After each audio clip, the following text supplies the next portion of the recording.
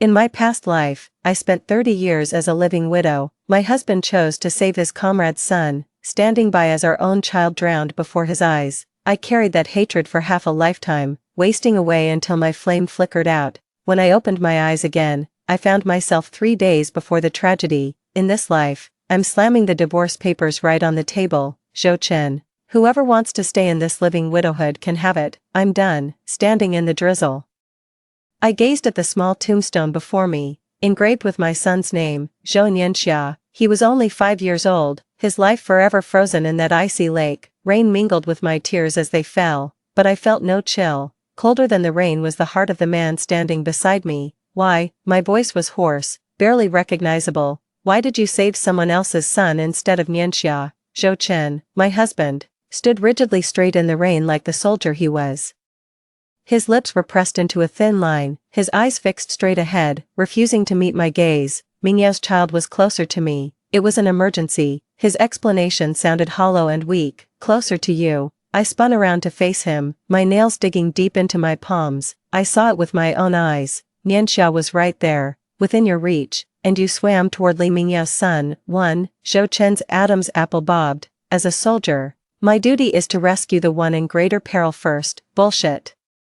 I shrieked hysterically, a first for me. You just care more about Li Mingyao, more about your fallen comrade's widow, my son, our son. I couldn't go on, collapsing to my knees in the muddy grave, clutching the cold tombstone. The memory of that day is seared into my mind. Li Mingyao had brought her son over. The 2 children were playing by the lake. The moment I stepped inside to fetch drinks, I heard screams, rushing out. I saw Zhou Chen without hesitation swimming toward Li Mingyao's son. While my Nianxia flailed in the water a few times before sinking beneath the surface, Zhou Chen's hand came to rest on my shoulder. I violently shrugged it off. Don't touch me. From now on, don't you dare lay a finger on me. Yunxia, don't do this. His voice was laced with anguish, but it was already too late for me. I'll hate you for the rest of my life. Zhou Chen. I lifted my head, rain streaming down my face. I'll spend every remaining day hating you. 30 years have passed. And I kept my promise. I refused to share a room with Zhou Chen, refused to speak with him, living like an empty shell. And today, lying in this hospital bed, I know my life is finally coming to an end. Late-stage cancer, the doctor said. To my surprise, I felt a flicker of relief. Zhou Chen had aged, his temples streaked with gray. Sitting by my sickbed and trying to hold my hand, I pulled my hand away. Even now, I couldn't bring myself to forgive him. Yunxia, his voice was hoarse. 30 years have passed. Could you possibly? No. I closed my eyes. After I die, don't bury me with you. I want to be with Nianxia. Those were the last words I ever said to him. Darkness swallowed me whole, and I thought it was the end. Mommy, a familiar voice roused me. My eyes snapped open, and there he was, Nianxia, my son, alive and well, looking just like he did at 5 years old, leaning over my bed and shaking my arm. Nianxia.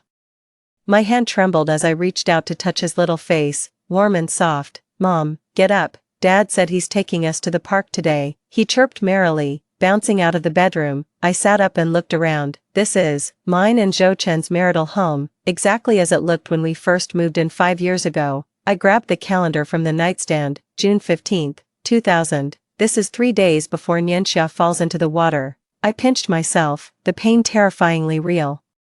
This isn't a dream. I've been reborn. I've gone back to before the tragedy happened. I rushed to the bathroom and stared at my reflection, the face of a 23-year-old, untouched by 30 years of hardship and resentment. I kept my hands under the cold water and splashed it on my face, forcing myself to calm down. This time, I will change everything. Stepping out of the bedroom, I saw Zhou Chen in the kitchen preparing breakfast, dressed in his military uniform, tall and handsome. He flashed me a warm smile. You're up. I made congee, had it while it's hot. In my past life, that smile would have melted my heart, but now, it sent a chill down my spine. This was the man who, in just 1 week, would choose to save another woman's son over our own child. Zhou Chen. I heard my own voice, eerily calm. We need to talk. He walked over with a bowl of congee, unfazed. What is it? Are you bringing up the transfer again, Yunxia? I've told you, soldiers don't get to choose their posts. It's not that. I took a deep breath. I want a divorce. The bowl slipped from his hands, shattering on the floor. He stared at me in disbelief. What did you say? I want a divorce, I said, enunciating each word clearly. And I'm taking Nianxia with me. Zhou Chen's expression shifted from shock to resignation as he knelt to gather the broken pieces. What's this tantrum about now? Just because I came home late yesterday, see? This is him, always assuming I'm just being unreasonable. In my past life, I did often threaten divorce to get a reaction out of him, but I never meant it. This time, I'm dead serious. This isn't a tantrum, I stated calmly. I've been thinking about this for a long time. We're not right for each other. He stood up, his brow furrowed. Yunxia, not in front of the child. Nianxia, go play in your room for a while. After the child left, he lowered his voice. What's really going on with you?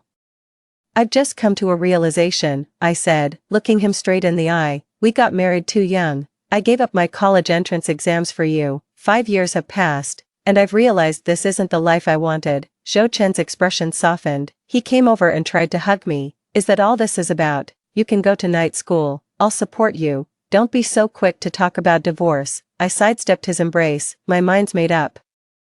I'm taking Nianxia to stay with my parents for a few days. You should review the divorce papers. His expression darkened as he realized I was serious. Yunxia, don't be unreasonable. As a military officer, I need organizational approval for divorce. It's not something you can decide on a whim. Then filed a request. I turned and walked toward Nianxia's room to start packing his clothes. Zhou Chen followed and leaned against the doorframe. Did someone put these ideas in your head? I stopped what I was doing and looked up at him. No, I've just come to my own realization. Zhou Chen, I'm only 23. I don't want to be trapped in this marriage for the rest of my life. What about Nianxia? Have you considered how he'll feel without a complete family? His words stung. In my previous life, Nianxia didn't even survive. What's the point of talking about a complete family then? A complete family doesn't necessarily mean a happy one. I continued packing my bags. I'll prove to you that Nianxia and I will be better off without you. Zhou Chen was silent for a moment before finally saying, do as you wish. A few days to cool off might be good, but I have a mission this weekend. We'll talk next week. My heart tightened. That was the mission. Last time he came back early.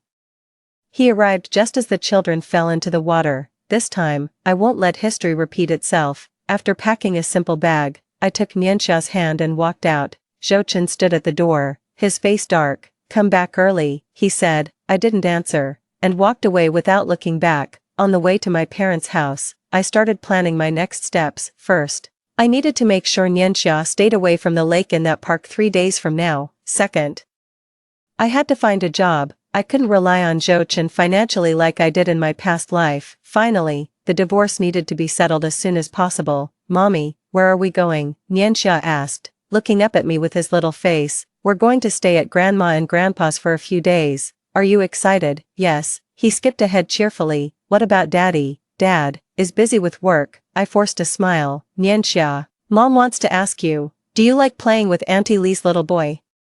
Nianxia tilted her head thoughtfully. I do, but he always snatches my toys. Auntie Lee says I should let him have his way because he doesn't have a dad. My heart ached sharply. Li Mengyao, the widow of Zhou Chen's fallen comrade, had been a constant presence in our lives since Nianxia was born. In my past life, I'd assumed she just needed support, but now I realized her feelings for Zhou Chen might run deeper. When we arrived at my parents' house, my mother opened the door and stared in surprise at our luggage. Xia, what's going on? Mom, I'm divorcing Zhou Chen, I said bluntly. Dad came over from the living room and exchanged a look with Mom. Come inside first, he said. After putting Nianxia down for her nap, I told my parents about my decision. To my surprise, they didn't put up much resistance. Actually, Mom hesitated. Your father and I never really approved of you dropping out of high school to marry him.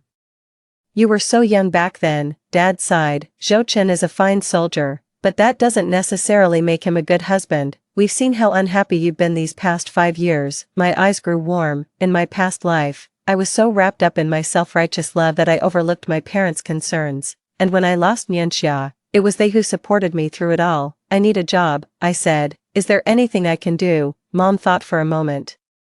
Your high school classmate Lin Jiayan asked about you the other day. He started his own company now and seems to be hiring. Lin Jiayan, a bespectacled, scholarly-looking boy came to mind. The one who always sat behind me in high school and constantly borrowed my notes. After I got married in my previous life, I cut ties with all my classmates. Do you have his contact information? My mother flipped through her address book. Here. He left his phone number. I took the slip of paper.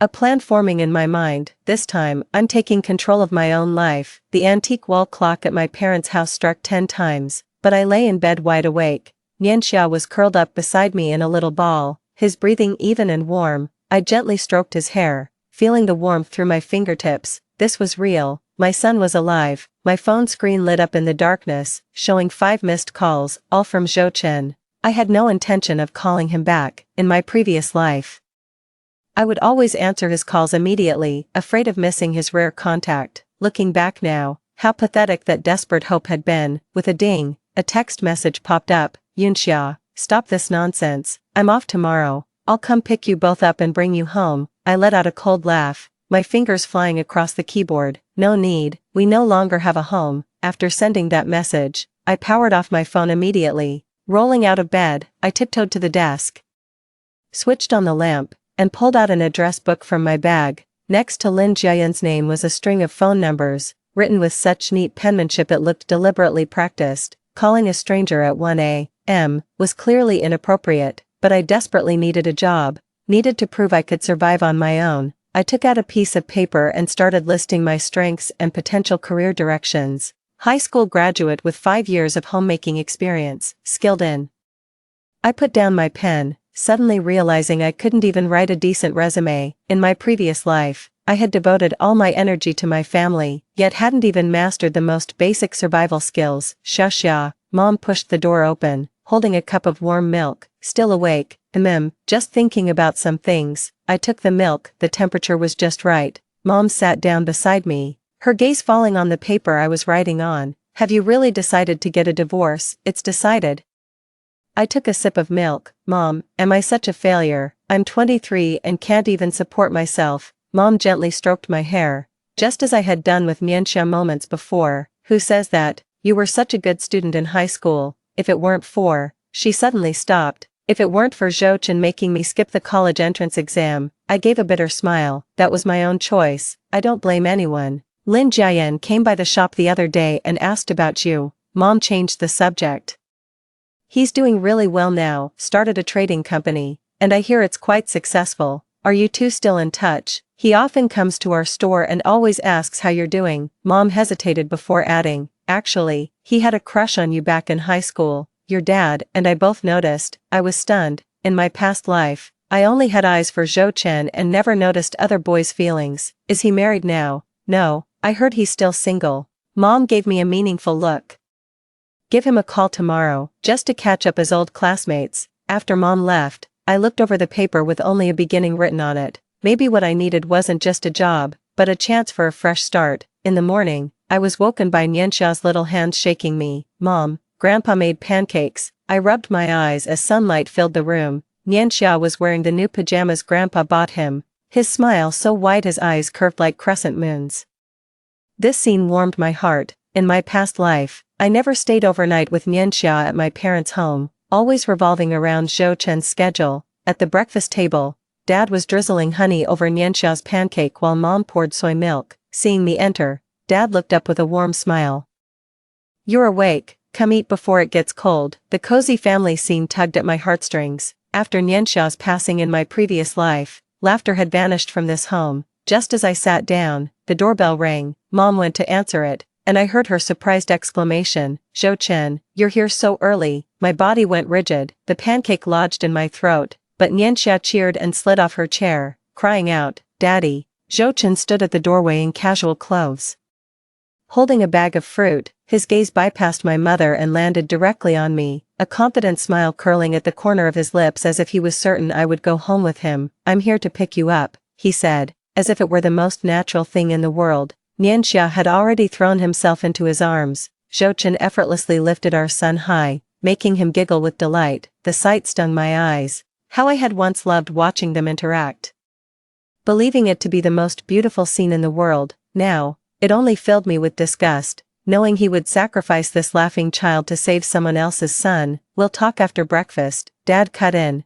interrupting my simmering emotions, and gestured for Zhou Chen to sit down. The atmosphere at the breakfast table was tense. Zhou Chen was peeling a hard-boiled egg for Nianxia, occasionally glancing my way as if waiting for me to break the silence. I kept my head down, sipping soy milk without a word. Mom, Dad, Zhou finally spoke up. Yunxia might have been a bit emotional yesterday. I'll take her home and we'll talk things through. There are no emotions here, only a decision. I set down my bowl and chopsticks. Zhou, we're through. His smile froze on his face. Don't say things you don't mean. I'm not saying this out of anger. I looked him straight in the eye. After breakfast, we're going to the Civil Affairs Bureau to inquire about divorce procedures. Zhou face darkened. Yunxia, don't make a scene in front of the elders and the child. I'm not making a scene. I turned to Nianxia. Sweetheart, could you go play in your room for a while? Mom and Dad need to talk. Nianxia nodded obediently and ran into the bedroom. Only then did Zhou realize I was serious, and his expression turned grave. Reason? He asked curtly. We're not right for each other.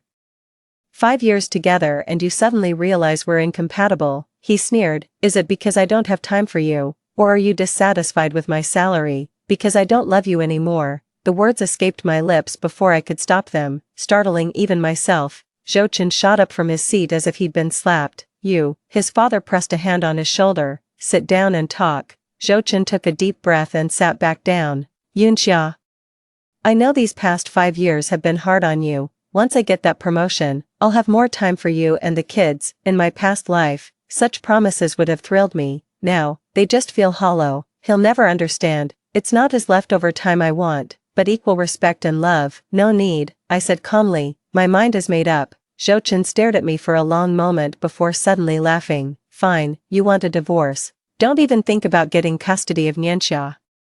You have no income, no home. You know exactly who the judge will award the child to. His words cut deep, but to my surprise, I felt no fear, only a stronger resolve. We'll see about that. I stood up. I'll prove that I'm capable of raising Nianxia. Zhou also stood up. Suit yourself. I have a mission next week and no time for your theatrics. I hope you'll have calmed down by the time I return. He turned to my parents. Dad, Mom, sorry for the disturbance. I'm taking Nianxia with me now and will bring him back this weekend. No, I blocked his way. Nianxia stays with me. The law grants custody rights to both parents, Zhou said coldly. Unless there's a court order, you have no right to prevent me from seeing my son. I bit my lip. He was right. Before the divorce is finalized, we both have the right to spend time with our child. In my previous life, I never bothered to learn these legal matters. And only now do I realize how ignorant I've been. Fine, bring him back Saturday evening, I conceded, not wanting to argue in front of Nianxia. Zhou nodded and went to the bedroom to get Nianxia. I crouched down to meet my son at eye level. Go have fun with Dad for a couple days. Mom will pick you up on Saturday. Okay. Nianxia looked at me, then at Zhou, seeming to sense the tension, but nodded anyway. After seeing them off, I returned to my room feeling completely drained.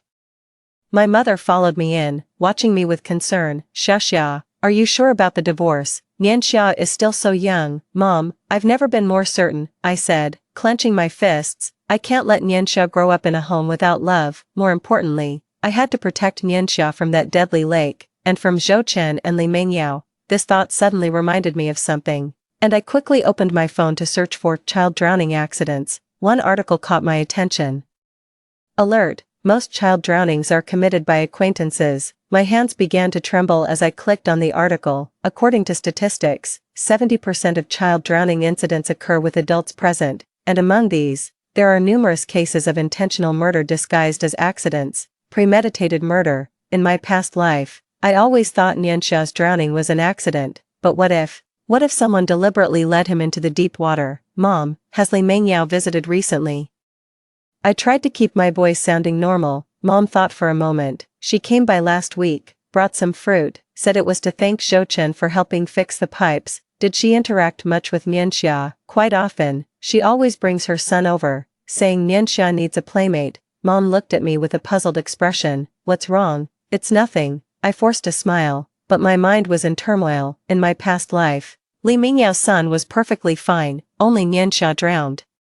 What if this wasn't an accident, but a carefully planned murder? The thought sent chills down my spine. I desperately needed an income and a place to live if I wanted to fight for Nianxia's custody. With that thought, I picked up my phone and dialed Lin Jian's number. Hello, a gentle male voice came through. Hi, I'm Yunxia, Aunt Chen's daughter, I said nervously, clutching the hem of my shirt. Yunxia, his voice instantly brightened. Is it really you? I was just thinking about you yesterday. He suddenly stopped, As if realizing he'd said too much, my cheeks flushed with heat. I hadn't expected him to be so direct. So I hear you're running your own company now. I changed the subject. Yeah, import-export trade, he said cheerfully. What made you reach out all of a sudden? I need a job. I took a deep breath.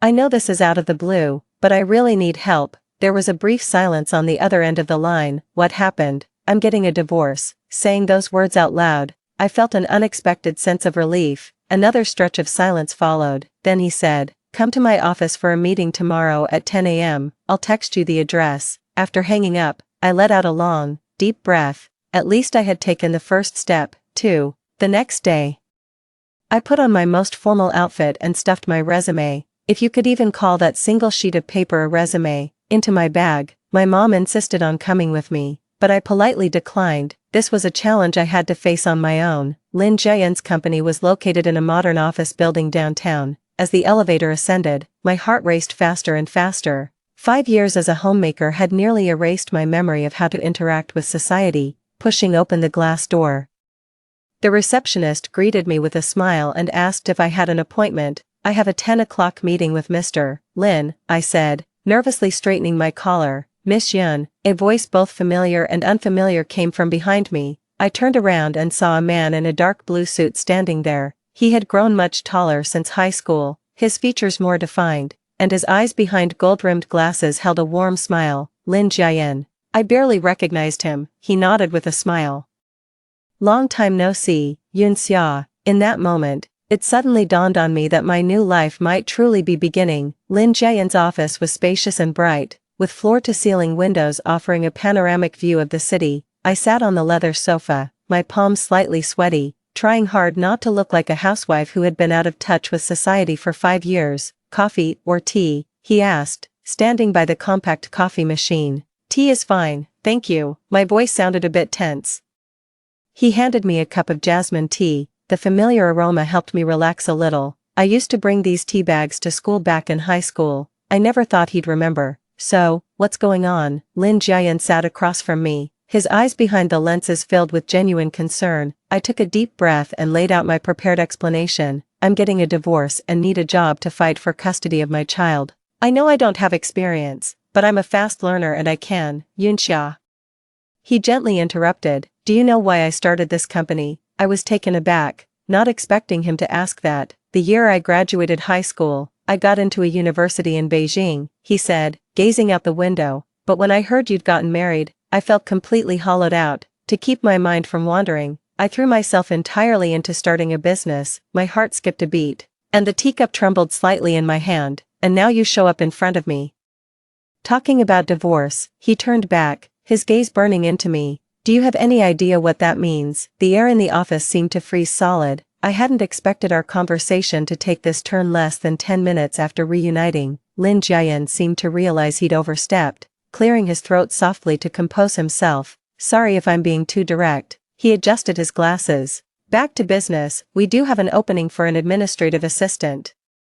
The role involves various tasks, but you'll learn a great deal. I don't have relevant experience," I admitted honestly. "But you were the student council secretary in high school, which shows strong organizational and communication skills." He smiled. "I believe in your potential." Just like that, I landed a job with a monthly salary of 4,000, starting the following Monday. As I stepped out of the office building, the sunlight warmed my face, and I felt as though fate had given me a second chance. My phone suddenly rang. It was Zhou Chen. I hesitated for a moment but answered anyway. "Yun Xia, where are you?" His voice was tight with suppressed anger. "Why aren't you at home?" "I'm job hunting," I said calmly. "Job hunting?" He let out a cold laugh. "Don't be ridiculous. Nianxia has been crying for his mother nonstop. I dropped him off at your parents' place." My heart clenched. "I'll be right there." After hanging up, I hastily flagged down a taxi. During the ride, I kept recalling what had happened at this time in my previous life. Zhou Chen had left for a 3-day emergency mission and returned just as the children fell into the water.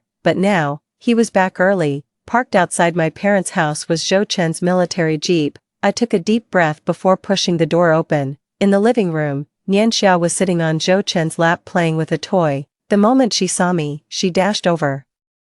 I held her tightly, breathing in her familiar milky scent as my eyes grew warm. Zhou Chen stood up, his tall frame casting an imposing presence in the living room. "Let's talk," he said. I asked Mom to take Nianxia to the bedroom, then turned to Zhou Chen. "What is there to talk about? What are you trying to pull here?" He hissed under his breath. "Filing for divorce out of the blue, getting a job. Do you have any idea what people in the unit are saying?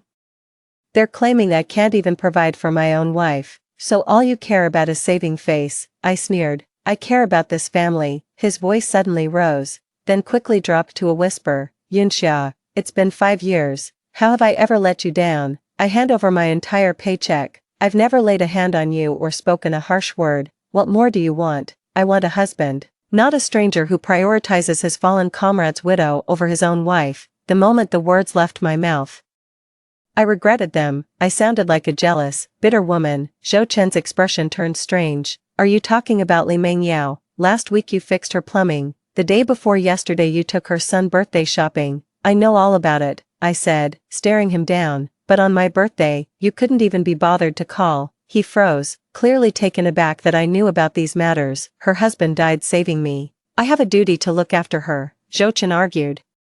"As for your birthday, I truly forgot, but you remember Li Mingyao's son's birthday perfectly well." I cut him off. "Enough, Zhou Chen, I don't want to hear any more excuses. I'll file for divorce on Monday. I expect you to cooperate." He remained silent for a long time before finally saying, "The mission's cancelled. I'll be home these next few days. Come back when you've thought things through." After Zhou Chen left, I collapsed onto the sofa, trembling all over. My mother came out of the bedroom and looked at me with concern. "Xia, you look pale." "I'm fine, Mom." I forced a smile. "Where's Nianxia?" "She's asleep." My mother hesitated for a moment. Zhou Chen mentioned, "Li Mengyao wants to bring her son over to visit tomorrow. He asked if you'd be okay with that." My whole body went rigid. "What?" He said Nianxia kept pestering to play with her little friend, so, no. My voice was so shrill it startled even me. "Absolutely not." My mother was taken aback by my intense reaction. "What's wrong? That child seems perfectly well behaved." I couldn't explain my fear. How could I say I suspected Li Mengyao might harm Nianxia? Who would believe such an absurd notion? I want to take Nianxia to the zoo tomorrow. I already promised him." I made up an excuse. Mom nodded with a hint of skepticism. I walked into the bedroom, looked at Nianxia sleeping soundly, and gently stroked his little face. Tomorrow was the anniversary of the day the children drowned in my past life. I had to make sure Nianxia stayed away from any bodies of water, and kept his distance from Li Mengyao and her son. Early the next morning, I took Nianxia and left the house. Instead of going to the zoo, we went to an indoor children's playground in the suburbs. The place was crowded and noisy, but at least there was no lake. "Mom, Xiaoming said he wants to come play today too," Nianxia said, looking up at me with his little face as we waited in line to buy tickets. I froze. "Xiaoming, Auntie Li's son. He said he wanted to show me his new toy." My fingers dug into my palms unconsciously. Li Mengyao was actually using a child to arrange a meeting with Nianxia. This was far too suspicious. "How about just Mommy plays with you today, okay?" I forced a smile. Nianxia pouted, but was soon captivated by the amusement park rides. I stuck close to him all morning, not letting him out of my sight. While having lunch at the restaurant, my phone rang. It was an unknown number. "Sister Yunxia, it's Mengyao." A gentle female voice came from the other end of the line. "I heard you took Nianxia out to play. What a coincidence. Xiaoming and I are nearby too. Would you like to join us?" My blood ran cold. How did she know where we were? No need. "We're about to head home," I replied, trying to keep my tone calm. "Don't be so formal," she chuckled. "Nianxia's been saying she wants to play with Xiaoming, and I promised her. Should we wait for you at the south gate?" I snapped my head up and scanned the surroundings, suspecting she might be following us. The restaurant was crowded, but there was no sign of Li Mengyao. "We have other plans today." I hung up directly, my hand trembling so badly I could barely hold the phone. "Mom.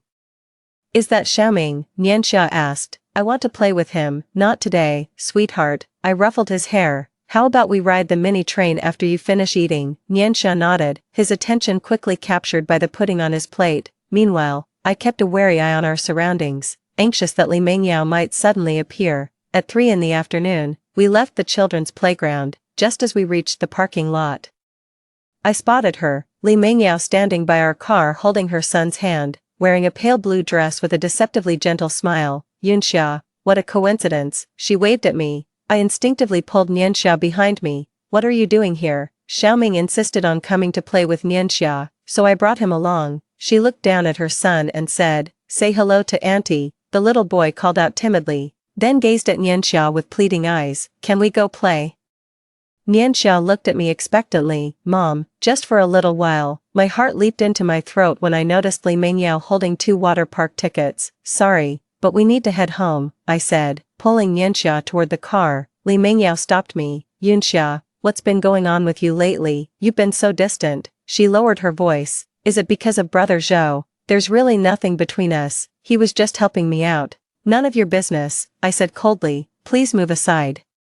Her expression twisted for a moment before softening again. You're too tense, it's not good for the child. Nianxia needs friends, you can't keep him locked up at home. That stung. In my past life, I had indeed sheltered Nianxia too much, making him introverted, but now, all I want is to make sure he stays alive. Thank you for your concern, I know how to be a mother. I opened the car door and let Nianxia get in first. Li Mengyao suddenly grabbed my wrist. Yunxia, actually, Brother Zhou was at my place last night. She leaned closer to my ear. He had too much to drink. He said you don't understand him, that he's miserable. I jerked my hand away from hers, my stomach churning. Zhou Chen said his mission was cancelled and he'd be home last night, but he went to Li Mingyao's place instead. Please tell Zhou Chen I'll send him the divorce papers as soon as possible. Suppressing my rage, I got in the car and locked the doors. Through the rearview mirror, I saw Li Mengyao standing there, her smile fading and being replaced by an eerie, chilling indifference. When I got home, I immediately called Zhou Chen, but his phone was off. I was shaking with anger, not just because of his lies, but also because of Li Mingyao's blatant provocation. What is she trying to pull? One evening, Nianxia suddenly screamed while taking a bath. I rushed into the bathroom and found him huddled in the corner, staring in terror at the water in the tub. What's wrong?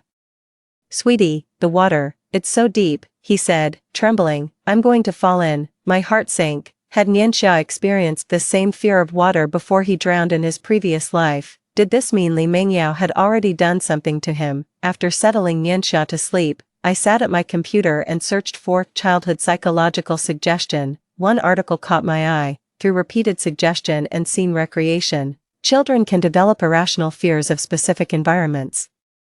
This type of psychological trauma may last a lifetime. My hands began to tremble. If Li Mengyao had been instilling a fear of water in Nianxia, then deliberately creating an accident by the lake, the thought sent chills down my spine. The phone suddenly rang. It was Lin Jiayan. Yunxia, are you free tomorrow? I'd like you to meet a client with me to get familiar with the business ahead of time. I hesitated for a moment. I need to take care of my child. You can bring Nianxia along.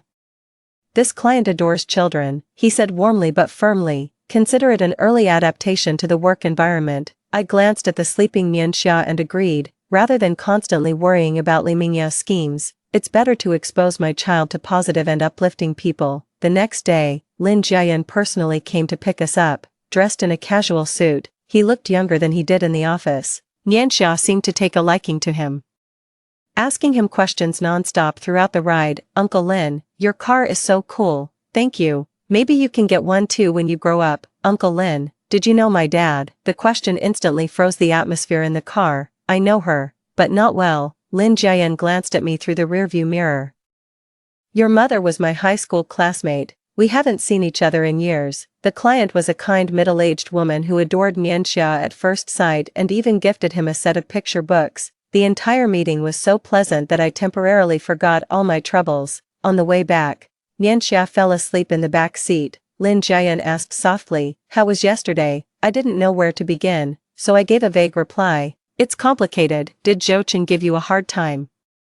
It's not him. I hesitated before voicing my concern. It's another woman. I suspect she might harm Nianxia. Lin Jiayan's expression turned serious. Do you have any proof? Just a gut feeling, I said with a wry smile. Sounds ridiculous, doesn't it? Not at all. He shook his head. A mother's intuition is often the most accurate. Do you need my help? You've already done so much, I said sincerely. This job means a great deal to me. He stopped at the red light and turned to look at me.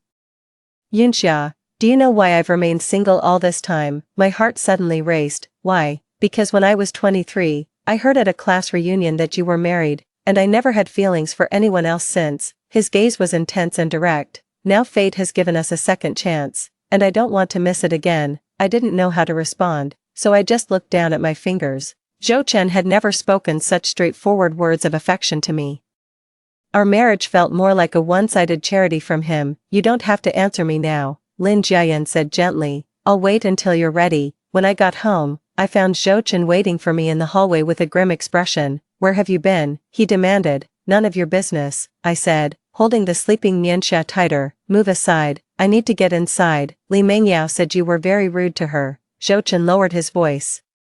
She kindly brought Xiaoming to play with Nianxia, and you actually embarrassed her in public. I couldn't believe my ears. Are you blaming me for her? Her husband died for me, Zhou Chen said through gritted teeth. I owe her a life, then pay her back with yourself, I snapped, unable to take it anymore. Why drag Nianxia and me into this? Weren't you having a great time at her place last night? Zhou Chen's face fell. She told you. What's this?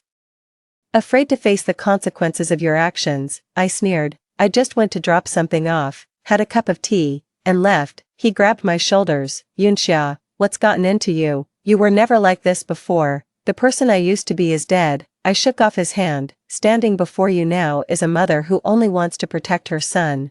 Zhou Chen was about to say something more when the elevator doors suddenly opened and Lin Jiayan stepped out. He was holding Nianxiao's picture book, which had been left in his car, and he visibly froze at the sight of our tense standoff. Sorry to bother you, he said, handing me the picture book. Nianxia left this in the car. Zhou Chen's eyes instantly turned dangerous. Who is he? My boss, I said calmly. Lin Jiayan, this is Zhou Chen, my husband. The two men locked eyes, and the air seemed to crackle with tension. I've long heard of your reputation. Lin Jiayan nodded politely. Yunxia will be starting at my company this Monday. I hope you can support her decision. Zhou Chen let out a cold laugh. My family affairs are none of your concern. Lin Jiayan remained composed. I will always support Yunxia's choices. I'll take my leave now. See you on Monday. After he left, Zhou Chen pulled me inside and slammed the door shut. Is he the reason you want a divorce? Don't project your own depravity onto everyone else. I laid Nianxia down on the bed and turned to face him. My relationship with Lin Jiayan is strictly professional. Professional, Zhou Chen sneered. The way he looks at you, any man would understand what that means. Enough, I lowered my voice, not wanting to wake Nianxia. Our problems have nothing to do with him. It's you, it's Li Mengyao. You're the ones who've been tearing this family apart, piece by piece. Zhou Chen paced back and forth across the living room like an enraged lion. What exactly did Li Mengyao tell you? She said you were at her place last night. I looked him straight in the eye. But you told me you were home. I did go to her place, but only to drop something off. He ran his hands through his hair in frustration. Yunxia, what do you want from me? Do you want me to get down on my knees and beg? I want a divorce, I said, enunciating each word clearly, and Nianxia stays with me. Zhou Chen suddenly grew calm, his eyes turning distant and cold. Fine. Since you're so determined to end this, we'll settle it in court. I'll make sure you understand how a woman with no income could possibly hope to win custody from me. He stormed out, slamming the door behind him, leaving me alone with Nianxia, who was fast asleep. I knelt on the floor, and the tears finally broke free, but I knew these weren't tears of weakness, they were a declaration of war. On Monday, I would walk into Lin Jiayan's company as a new person, ready to fight for Nianxia's future and mine. Monday morning, I stood in front of the mirror, meticulously checking my outfit, a white blouse paired with a black blazer, my hair pulled back into a sleek ponytail. It was my first day stepping out as a professional woman in 5 years, and my palms were drenched with sweat. Mommy, you look so pretty, Nianxia said, looking up at me while hugging my leg. I crouched down and kissed his little cheek. Be a good boy for Grandma at the park today.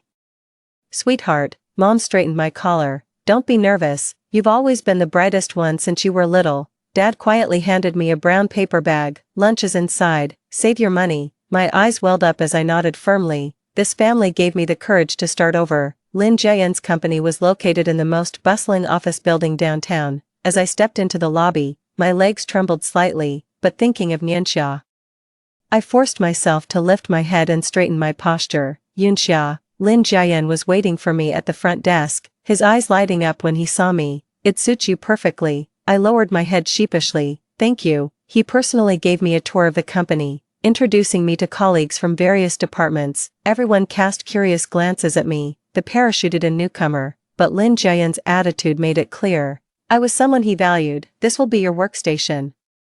He led me to a windowside desk. You'll start as an administrative assistant, and can transfer to other departments once you're familiar with how the company operates. On the desk sat a small succulent plant, accompanied by brand new office supplies and a handwritten note. Welcome aboard, looking forward to seeing your talents shine, Jian. This thoughtful gesture warmed my heart. After 5 years of living with Zhou Chen, he'd never once noticed my preferences. Thank you, I'll do my best. Lin Jian was about to say something when his phone suddenly rang. He glanced at the screen, his brow furrowing slightly. Apologies, there's an urgent meeting. HR will come by at 10:30 to give you the onboarding training. I nodded and began organizing my workstation.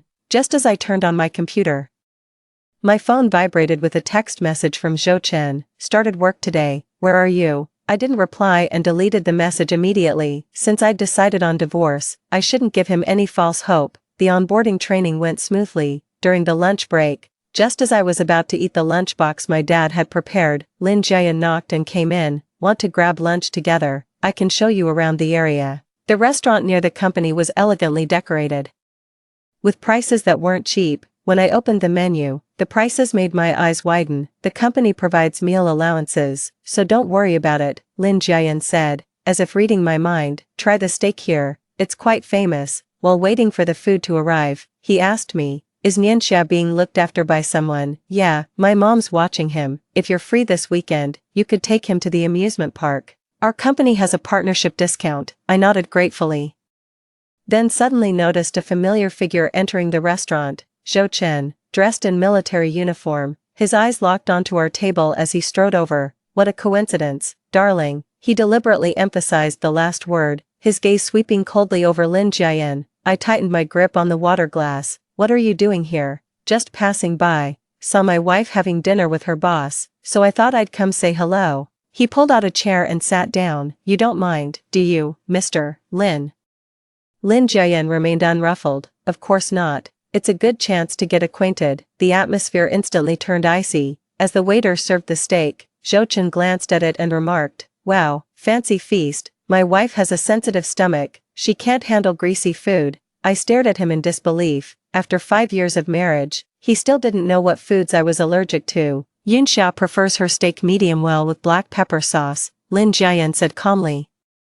I made sure to inform the kitchen. Zhou Chen's face darkened. You seem to know her quite well. Just basic courtesy between colleagues, Lin Jian replied with a smile. Would you like to order anything else, Mr. Zhou? 3. No need. Zhou Chen turned to me. I'll pick you up after work. That won't be necessary. I can get back on my own. I said I'm picking you up. His tone left no room for argument. Lin Jian set down his cutlery. Mr. Zhou, Yunxia is now a company employee. Her time after work is her own to manage. Zhou Chen narrowed his eyes. This is between husband and wife. Stay out of it. As the tension grew, I cut in. Zhou Chen, let's talk about this at home. Don't make a scene here. Make a scene, he sneered. You're divorcing me for this man, and now you're accusing me of making a scene. Other diners were starting to stare. Humiliated and furious, I lowered my voice. What do you actually want? What's wrong with wanting to know where my wife works and who she's with? Zhou Chen raised his voice. Or are you two hiding something? Lin Jian stood up. Mr. Zhou, please show some respect for Yunxia. She's her own person, not someone's property. Her own person. Zhou Chen also rose to his feet, the two tall men standing off against each other. She's been living off me for 5 years, and now she talks about independence. I finally snapped. Springing to my feet, enough, Zhou Chen.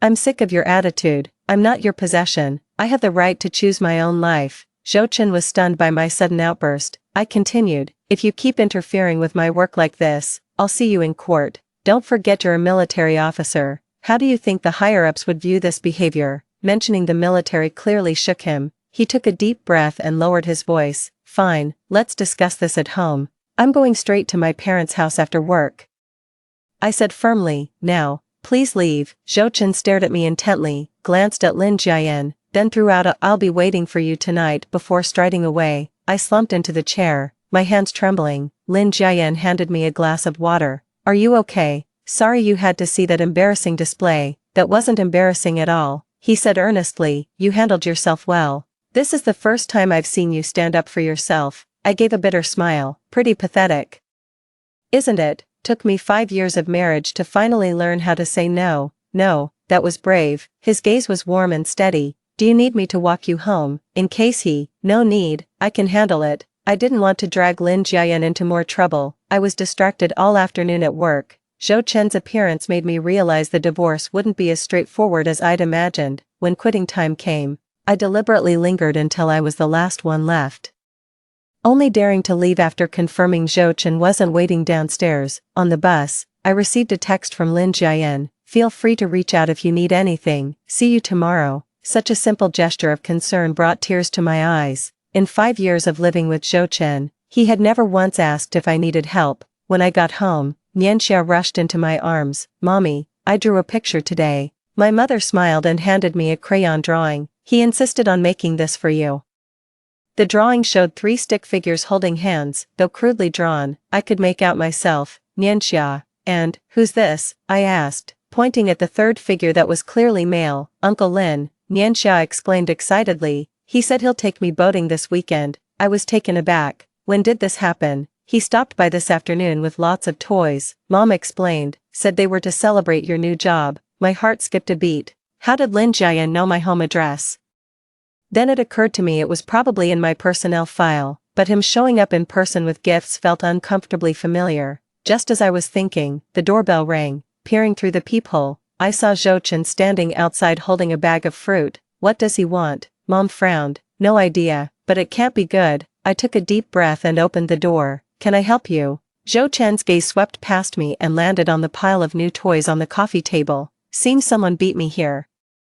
What are you doing here? I blocked the doorway, refusing to let him in. Came to see my son, he said, pushing his way inside, and to discuss the divorce. Nianxia cheered and ran over when he saw his father. Zhou Chen picked up his son, but his eyes scanned the room before settling on a business card on the coffee table. Lin Jiayan's. Has he been here? Zhou Chen's voice was icy. He came to bring Nianxia a gift, I said calmly, just a courtesy between colleagues. Courtesy. Zhou Chen put Nianxia down and picked up the business card. Since when does courtesy require personal visits, or such expensive toys? I glanced at the toys. They were indeed all designer brands.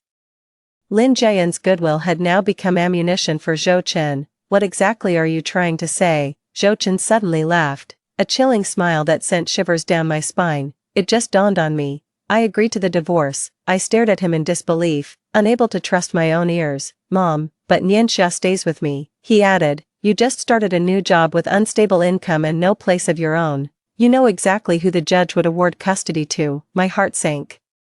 This was exactly what I had been dreading, and, Zhou Chen leaned closer, lowering his voice. What do you think will happen if the court finds out about your improper relationship with Lin Jiayan? There is nothing improper between us. I trembled with anger. Proof, he sneered. He drives you home, gives your son gifts, visits you in person. That doesn't look like ordinary colleagues to me. Now I see his game, using Lin Jiayan to threaten me into giving up custody of Nianxia. You're despicable. I'm just a husband trying to protect my family. He took a step back, raising his voice so my mother could hear. I'll give you 3 days to decide, either drop the divorce, or give up Nianxia. With that, he kissed Nianxia's cheek, turned, and left, leaving a chill hanging in the air. Mom looked at me with concern. Xia, he's just bluffing, I said, forcing calm into my voice. The law won't strip me of my parental rights just for having normal interactions with colleagues, but inwardly, I was starting to waver. Zhou Chen had connections in the military. If he decided to interfere, my chances of winning were slim. That evening, after putting Nianxia to sleep, I sat at my computer searching for divorce custody determination standards. The endless legal jargon made my head spin.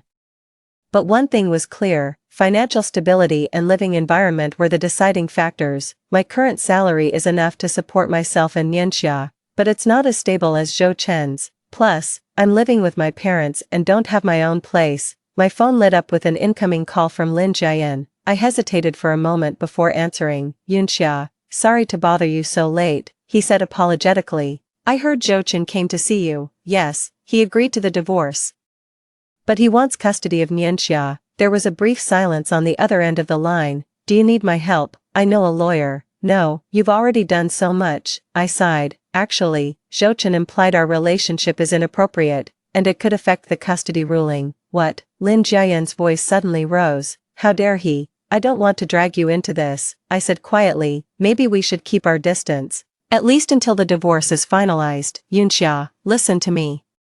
His tone suddenly turned resolute. Come to my office tomorrow at noon. There's something I need to show you. After hanging up, I tossed and turned all night. Zhou Chen's threats, Lin Jian's secrets, and Nianxia's future. It all felt like a tangled mess, suffocating me. The next day at noon, I anxiously knocked on Lin Jian's office door. Come in. He stood by the window, the sunlight casting a golden halo around him. A folder lay on the desk. Have a seat, he gestured. First, I owe you an apology. I looked at him, puzzled. What for? Because I've been keeping something from you. He opened the folder, slid a photograph toward me, and said, this is Nianxia and me. In the photo, Lin Jian was holding Nianxia at the entrance of the amusement park, both beaming with joy. But this wasn't recent, because Nianxia looked to be only about 3 years old. When was this taken? My voice trembled. 2 years ago. He looked straight into my eyes. Yunxia. I've known Nianxia for 2 years now. I shot up from my chair, the leg scraping sharply against the floor. What are you trying to say? Calm down, let me explain. He stood up as well. After you got married 5 years ago, I've been quietly keeping up with your life. 2 years ago, I saw you playing with Nianxia at the park and I couldn't help but approach him. My blood ran cold. You've been stalking my child. No, it's not stalking. He explained hastily. I just occasionally visited the park you frequented and gradually became friends with Nianxia. He knows me as Uncle Lin, the uncle who enjoys doing puzzles with him. I recalled the Uncle Lin in Nianxia's drawings, and suddenly everything clicked. A wave of nausea washed over me. You used a child. I meant no harm. He grabbed my hand. I just couldn't let you go. Seeing Nianxia feels like seeing a part of you. I shook off his hand and stepped back. This is horrifying. Have you been deceiving me all along? I wasn't deceiving you. I just never found the right moment to tell you, he said painfully. Zhou Chen's threat yesterday made me realize you need to know the truth to protect yourself. What truth? The truth is, he took a deep breath. I'm willing to do whatever it takes to help you secure custody of Nianxia, including providing financial guarantees, even what? Even entering a sham marriage with me. His gaze was unusually resolute as he spoke these words. I was too stunned to speak. A sham marriage? That's absolutely ridiculous. Hear me out, Lin Jian continued. If you have a stable marriage with secure income and housing, the judge will be more inclined to grant you custody of Nianxia. Once things settle down, we can quietly get a divorce. Why would you do this? Because I love you, he said simply. I always have. Since high school, I slumped into the chair, my mind in complete disarray. Lin Jian's confession was so staggering that I had no idea how to respond. You don't have to answer me now, he said softly. Take your time to think it over. I'll be waiting whenever you're ready. When I left his office, I was completely dazed. The revelation of Lin Jian's covert attention towards Nianxia sent chills down my spine. Yet his proposal did offer a viable solution to my predicament. On my way home from work, I was so preoccupied with the matter that I nearly missed my bus stop. When I got home, my mother rushed up to me with a panicked expression. Xia, something terrible happened. What's wrong? My heart tightened with dread. Nianxia almost got lost in the park today. Thankfully, a kind woman brought him back.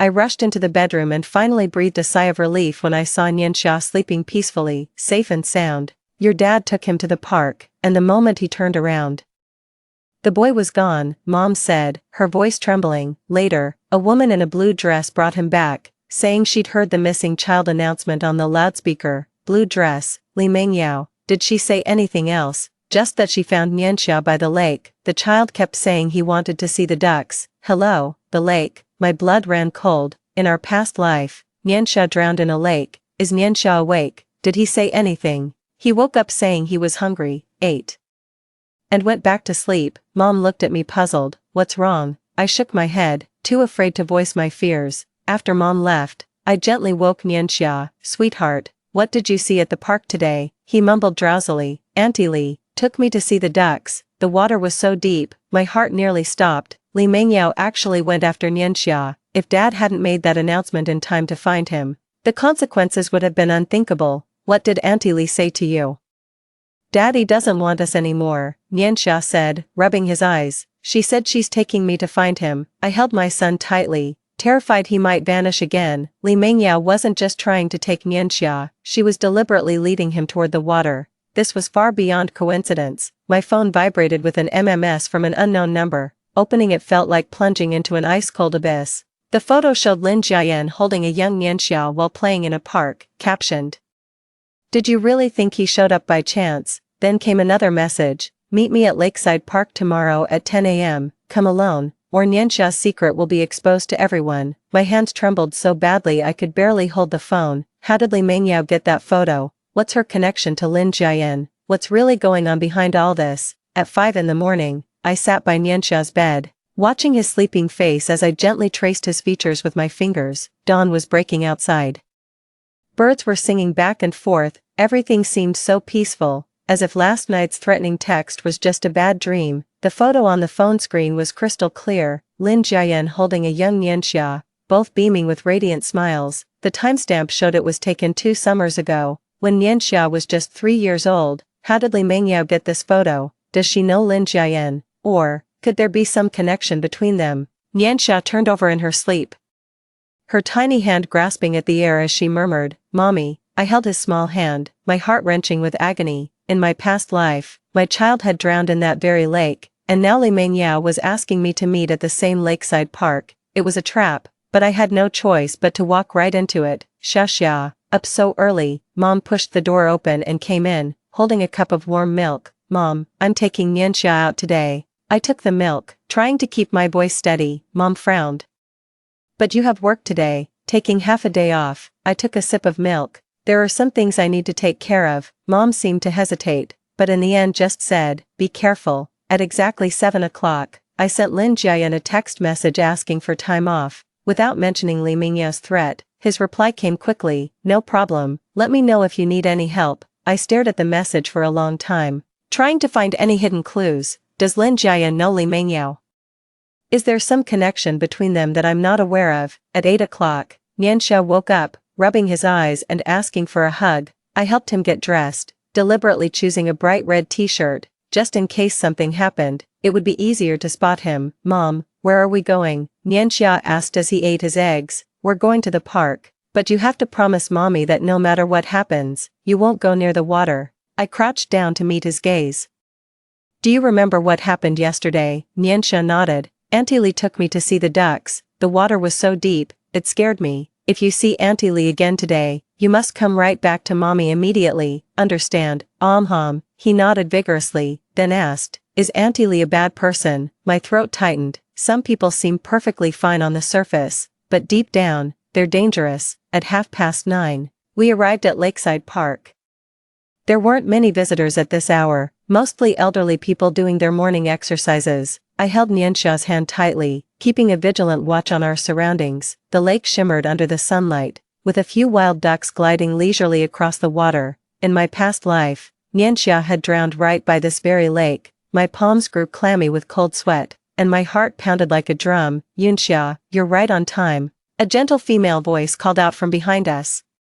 I spun around to find Li Mengyao standing a few steps away, wearing her signature pale blue dress with a sweet smile. The absence of her son put me even more on edge. "Where's Xiaoming?" I pulled Nianxia behind me. "At school." She took a step forward. "Shall we talk in private?" "That won't be necessary. Say what you have to say." I stood my ground. Li Mengyao sighed and pulled an envelope from her bag. "Take a look at this first." I hesitated for a moment before accepting the envelope.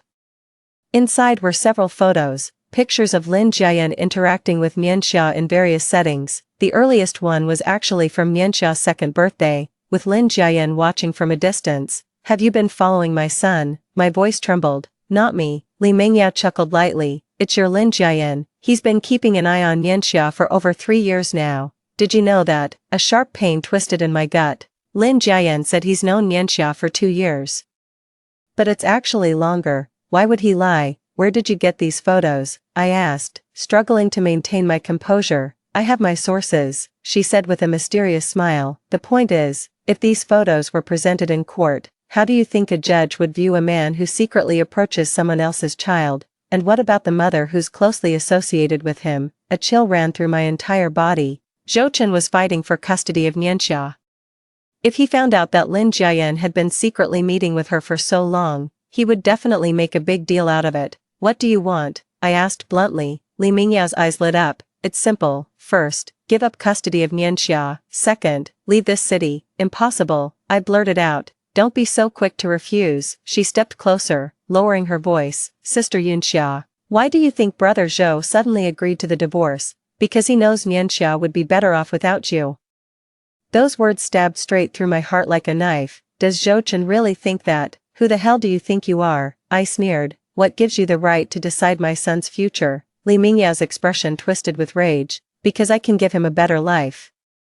Because I can make Brother Zhou happy, and you'll only hold them back. Her violent reaction shocked me. This wasn't just friendly advice, it was pure, naked jealousy and possessiveness. You're in love with Zhou Chen. It suddenly dawned on me. Since when? Li Mingyao took a deep breath, her gentle smile returning. That doesn't matter. What matters is, if you don't agree to my terms, these photos will end up in front of Brother Zhou and the judge. When that happens, you won't just lose Nianxia, you'll drag Lin Jiayan down with you. Nianxia fidgeted restlessly behind me. Mommy, I want to go home, just a little longer, sweetheart, I soothed him, then turned to Li Mingyao. Give me 3 days to think it over. I need your answer by tomorrow noon. She turned to leave, then glanced back and added, oh, and don't even think about telling Lin Jiayan, if he finds out you've seen these photos. Who knows what he might do? I mean, stalking a child for over 3 years, that's not normal by any measure, is it? Watching her walk away, my legs went weak and I could barely stand. Nianxia tugged at my hand and said, Mom, your hands are freezing.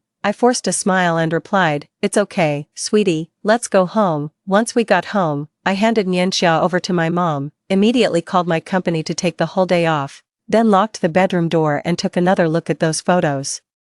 Each photo was taken at a different time and place, some even close-up shots. Lin Jiayan was either holding Nianxia, giving him toys, or just watching from a distance. The most chilling one was taken downstairs at my apartment. He stood by his car, his gaze fixed on my window. This wasn't a chance encounter, but a long-term, calculated approach. Who is Lin Jiayan really? Does he truly love me as he claims? Or is there another motive behind it all? My phone suddenly rang. It was Lin Jiayan.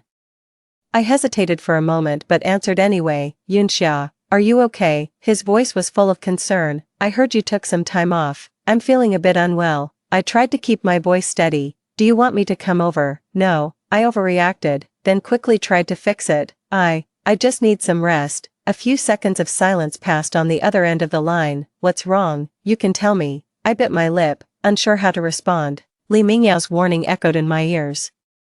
But if I didn't uncover the truth, I might be walking into even greater danger. Lin Jiayan, I finally spoke up. Do you know Li Mingyao? The other end of the line fell into an eerie silence. After what felt like an eternity, he finally replied, why do you ask? Answer me. My voice began to tremble. I know her, he said cautiously. She's the widow of Zhou Chen's comrade-in-arms. Is that all? I pressed. There's nothing else between you. Another silence followed before he said, Yunxia, let's talk in person. This isn't something to discuss over the phone. Tell me now. I was practically screaming. Do you actually know her? What's the story with those photos? What pictures? His voice suddenly tensed. Don't pretend. Tears streamed down my face. You've been stalking my son for over 3 years, taking so many pictures. Li Mingyao showed them all to me today. A thud came from the other end of the line. Like he'd bumped into something. Yunxia, listen to me.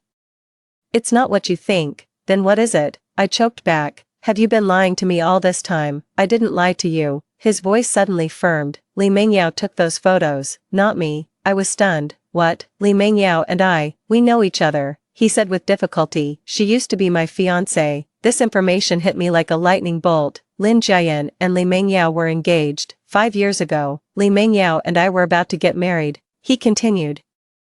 But 1 month before the wedding, she suddenly called it off, saying she'd fallen for someone else. That person was Zhou Chen's comrade-in-arms, Zhang Jianjun. My mind was racing. So Li Mingyao first dumped Lin Jiayan, married Zhou Chen's comrade-in-arms, then after he died, she set her sights on Zhou Chen. After Zhang Jianjun died, Li Mingyao started getting close to Zhou Chen, and I stumbled upon this by chance. Lin Jiayan's voice grew somber. I began keeping tabs on her, which led me to you and Nianxia. I admit, at first I approached you both to get back at her, but later what? I asked coldly. I ended up truly falling for you. His voice was thick with anguish. I know how absurd that sounds, but it's the truth. Those photos were taken when Li Mengyao had me followed. She wanted to use them against me. I didn't know who to believe. Li Mengyao claimed Lin Jiayan was stalking Nianxia, while Lin Jiayan insisted Li Mengyao was the one having him followed. Which one of them was lying? Yunxia, please just give me a chance to explain everything in person, he pleaded. I need time, I finally said. For now,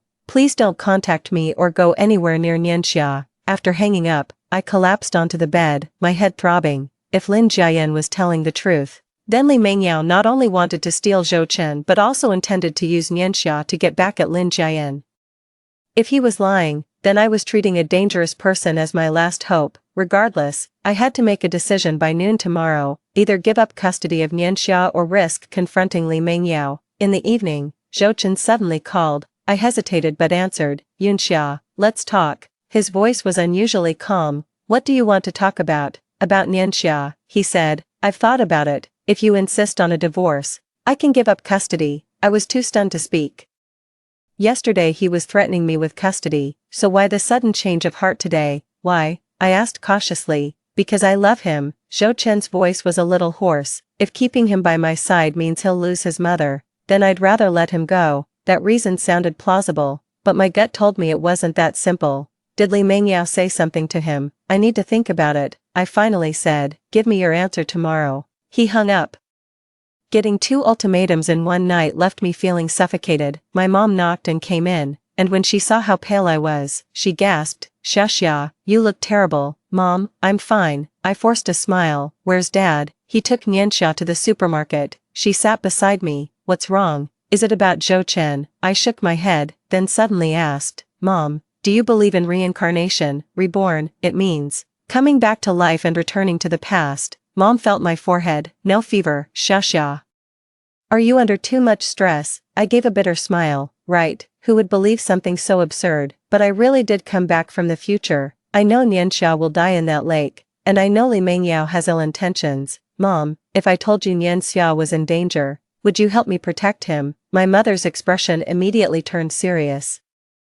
Of course, who would dare harm my grandson, a woman who seems very kind, I whispered. She wants my child. My mother squeezed my hand tightly. Xia, no matter what happens, we'll face it together as a family. At this moment, I made up my mind. No matter what schemes Li Mengyao had in store, I wouldn't let her succeed. I wouldn't give up on Nianxia, and I wouldn't leave this city. I was going to fight to the end. The next morning, I took Nianxia to kindergarten and made sure to tell the teacher that no one except me or his grandparents was allowed to pick him up. Then I went straight to the office, determined to confront Lin Jiayan face to face. Pushing open his office door, I saw him standing by the window, his back looking weary. Hearing the sound, he turned around, his eyes bloodshot. Clearly, he hadn't slept all night. You're here, he said, his voice hoarse. I closed the door and went straight to the point. Tell me everything about you and Li Mengyao. Don't leave anything out. He nodded, gestured for me to sit down, and began to speak. 5 years ago, Li Mengyao and I were college sweethearts. We dated for 3 years and were planning to get married, but a month before the wedding, she suddenly told me she'd fallen in love with Zhang Jianjun, a soldier she'd just met. I later found out she met him through a military-civilian social event. I listened quietly, observing his expression. He seemed genuinely pained. I tried to win her back, but she was dead set on marrying him. 6 months later, they got married. 2 years after that, Zhang Jianjun sacrificed his life to save Zhou Chen during a mission. Then what happened? I pressed. Then Li Mengyao started appearing frequently in Zhou Chen's life. Lin Jiayan gave a bitter smile. I happened to see them together at the mall once, and the way she looked at Zhou Chen, it was exactly like how she used to look at Zhang Jianjun. So you started following her. It was just curiosity at first, he admitted. I wanted to know what she was up to this time, but then I saw you, and Nianxia, his gaze softened. You're nothing like her. Even when life gets tough, you love your child with your whole heart. I found myself drawn to you before I even realized it. What about the photos? I hired a private investigator to look into Li Mengyao, hoping to find proof she was getting close to Zhou Chen. But many of the photos the PI took were of me interacting with Nianxia. Somehow, Li Mengyao got her hands on them. I pondered his words carefully. If this were true, then Li Mengyao indeed had a motive. She wanted to eliminate me to get Zhou Chen and Nianxia. Do you still love her now? I suddenly asked. No, he said resolutely. I hate her for destroying my trust, But I'm even more grateful she led me to you. I didn't know whether to believe him. But thinking of Nianxia's tragic fate in our past life and Li Mengyao's suspicious behavior, I decided to take the gamble. Li Mengyao threatened me to give up Nianxia's custody and leave this city. I told him, otherwise, she'd hand those photos over to Zhou Chen and the court. Lin Jiayan's face turned pale. She's insane. We can't let her get away with this. What do you suggest we do? He pondered for a moment. First, we need to prove she has malicious intentions toward Nianxia. Second, we must demonstrate those photos were obtained illegally. How can we prove it? Didn't Nianxia almost get lost in the park yesterday? His eyes lit up. If we can get him to tell us what happened. I shook my head. He's only 5. His testimony might not hold up in court. Surveillance cameras. Lin Jiayan suddenly stood up. The park must have security cameras. If we can get footage of Li Mengyao taking Nianxia to the lakeside. The idea sent a jolt through me. If we had solid evidence that Li Mengyao deliberately led Nianxia to the water's edge, it would prove she's a danger to the child. Time is running out. She wants my answer by noon. Lin Jiayan checked his watch. It's 9:30 now. Let's head to the park management office immediately. We hurriedly left the office and drove to Lakeside Park. On the way, I sent Li Mengyao a text. I need more time to think. She quickly replied. 3 p.m. at the latest, or the photos will end up on Zhou Chen's desk. The park management initially refused to provide surveillance footage, citing privacy concerns. However, they relented after Lin Jiayan revealed his identity as a lawyer and hinted at potential child abduction. We pulled yesterday's surveillance footage and quickly spotted Nianxia. The video clearly shows Li Mengyao holding Nianxia's hand, walking towards the lake, and continuously pointing at the water, saying something. Nianxia tried to turn back several times.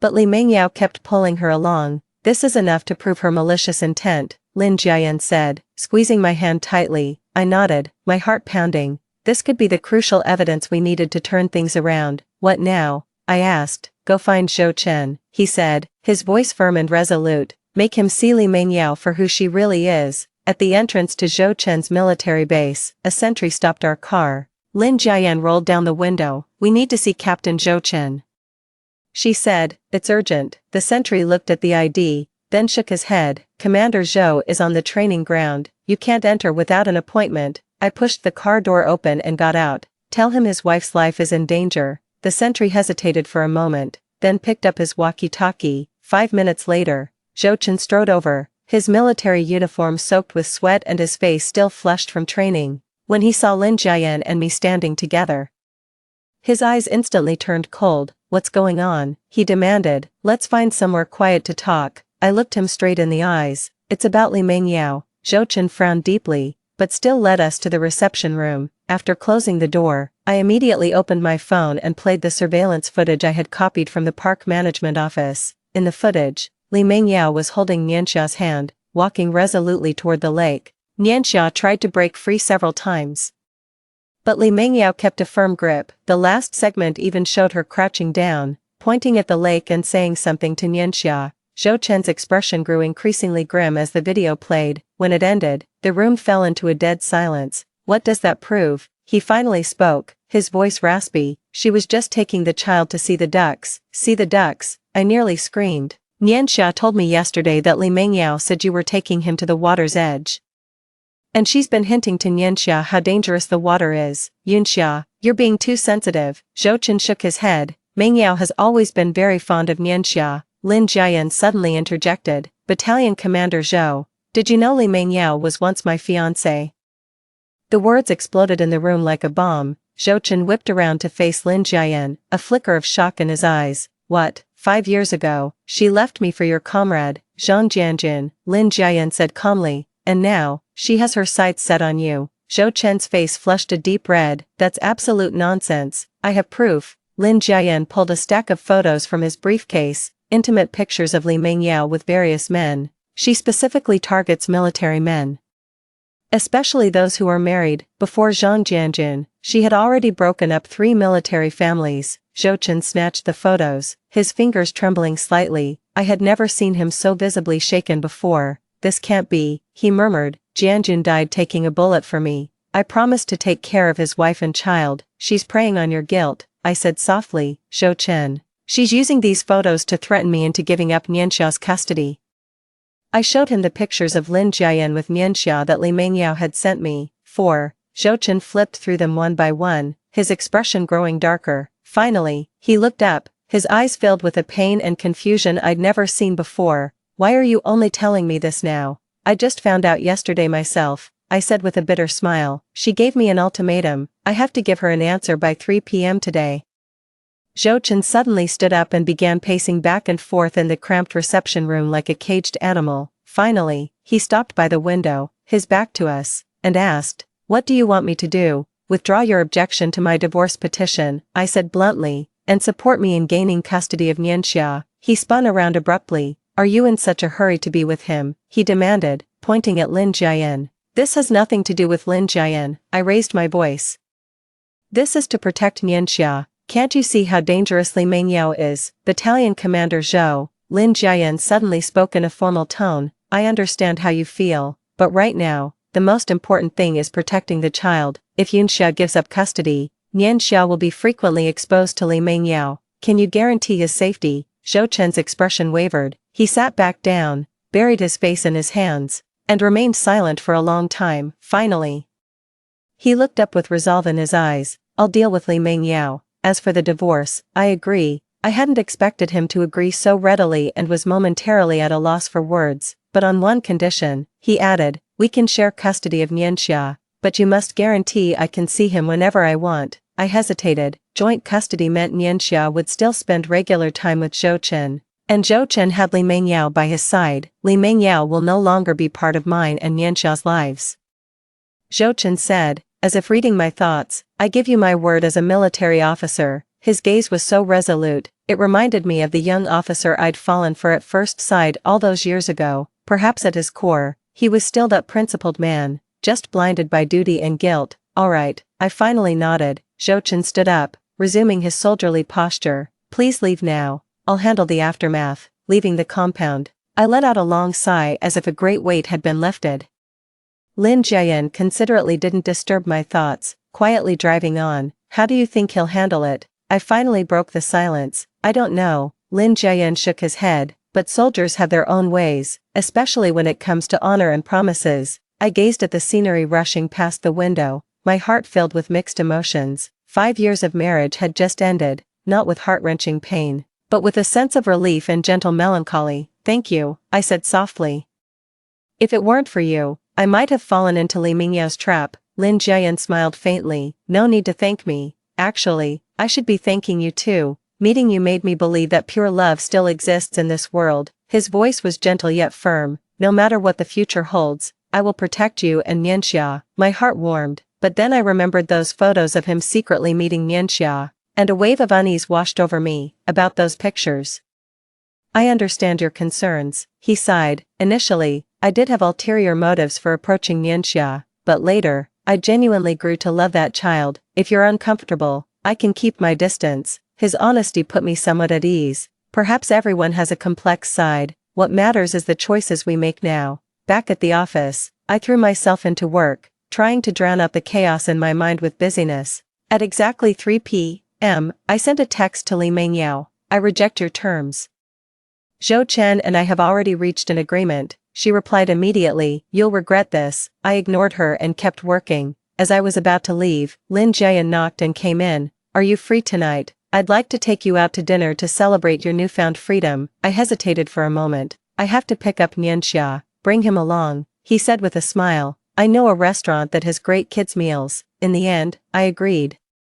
The restaurant was just as he described, cozy and child-friendly. Nianxia seemed to really like Lin Jiayan, pestering him with all sorts of questions. Watching them interact, I couldn't help but think, if only Nianxia had a father who cared about him like that. The thought startled me. Lin Jiayan and I had only reconnected less than 2 weeks ago. How could I even entertain such an idea? "Mom, Uncle Lin said he'll take me to the Science Museum this weekend," Nianxia exclaimed excitedly. I glanced at Lin Jiayan, who looked slightly embarrassed as he said, "If you're okay with it, there's a new children's science exhibition there. I appreciate the offer, but," I hesitated, "given the current circumstances, perhaps we should keep a low profile." He nodded understandingly. "You're right, I wasn't thinking it through." On the way home, Nianxia fell asleep in the back seat. Lin Jiayan asked me softly, "What are your plans now?" Let's get the divorce paperwork sorted first. And then, I paused. I've actually always wanted to continue my education, the college entrance exams. Yes, I gave it up for marriage back then, and now I want to make up for that regret. Lin Jiayan's eyes lit up. I can help you get in touch with a tutoring center. The company also has a continuing education program for employees. His support really touched me, but I don't want to rely on him too much. Thanks. I'd like to try it on my own first, after seeing us home. Lin Jiayan politely said goodbye without trying to come inside. I really appreciated his sense of boundaries. At home, Mom was waiting anxiously for us. Why are you back so late? Zhou Chen has called several times. My heart skipped a beat. What did he say? Just tell him to contact me as soon as you get back. I asked my mom to take Nianxia to get ready, then called Zhou Chen. He picked up quickly, his voice unusually serious. Li Mengyao committed suicide. What? I was so shocked I almost dropped my phone. Unsuccessfully, she slit her wrists in the dorm, was found by a colleague and sent to the hospital. She's out of danger now. I don't know what to say, as much as I hated her for threatening Nianxia. Hearing this news still brought a wave of sadness. She left a suicide note, Zhou Chen continued. In it, she mentioned a lot of things. Her marriage with Jianjun wasn't happy, he often abused her. She approached me initially for revenge. That's true. His voice carried a deep weariness, but later, she genuinely fell in love with me, and even orchestrated that drowning incident. My blood ran cold. What do you mean? She admitted that she orchestrated Nianxia's drowning in her past life. She only meant to scare you, but she never expected the child to actually.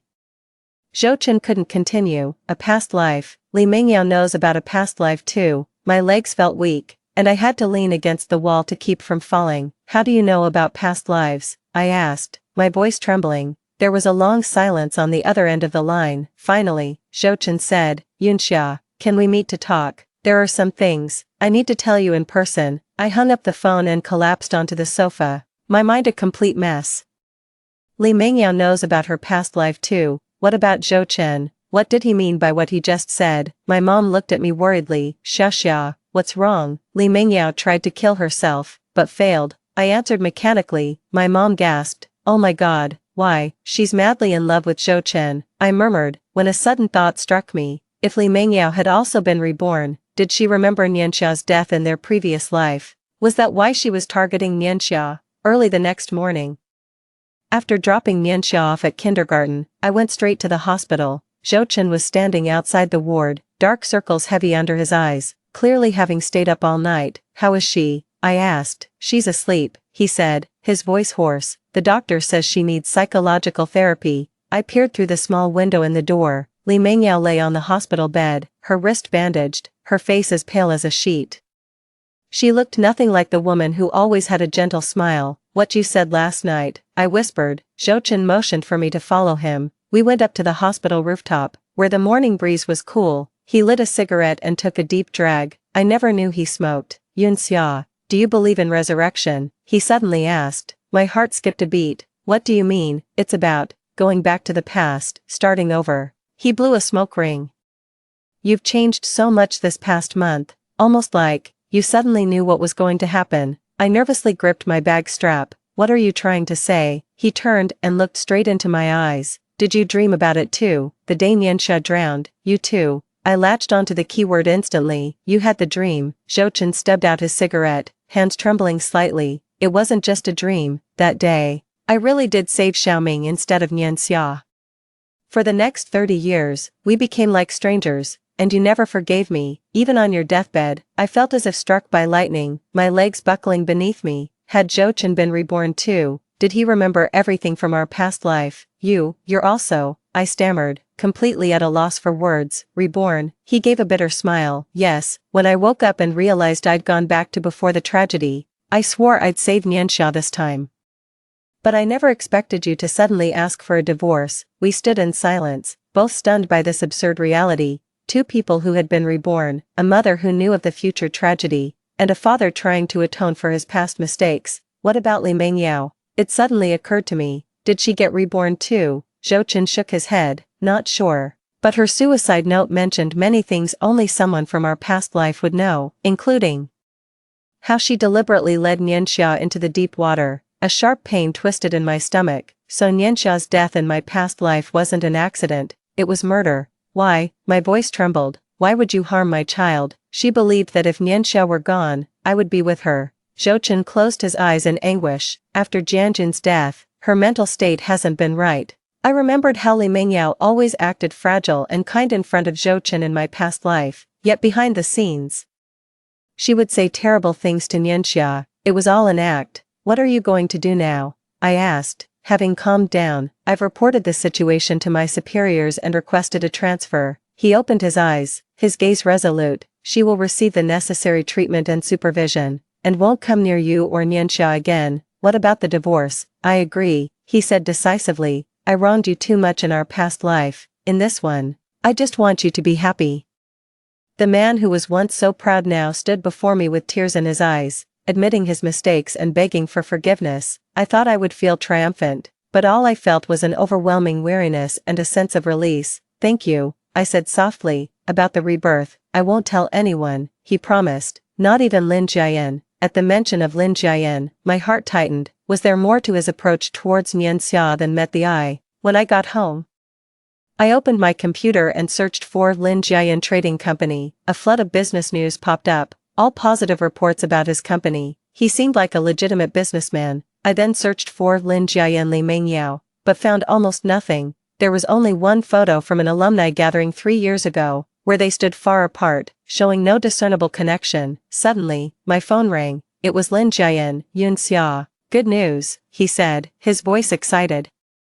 Remember you mentioned wanting to continue your studies last time. I contacted the City University's Adult Education College, and they have a special admissions program where you can get into some majors without an entrance exam. I was stunned. That fast? It's just in time for the autumn semester registration deadline, he said with a smile. If you're interested, I'll bring you some information tomorrow. After hanging up, I fell into deep thought. Lin Jiayan was so invested in my situation. Was it genuine concern, or did he have an ulterior motive? If he really had a grudge against Li Mengyao, was he approaching me to get back at her? But then again, if it weren't for his help, I might have fallen into Li Mengyao's trap and lost custody of Nianxia. His actions really did help me a great deal. The next day, Lin Jiayan arrived as promised, carrying a stack of enrollment brochures.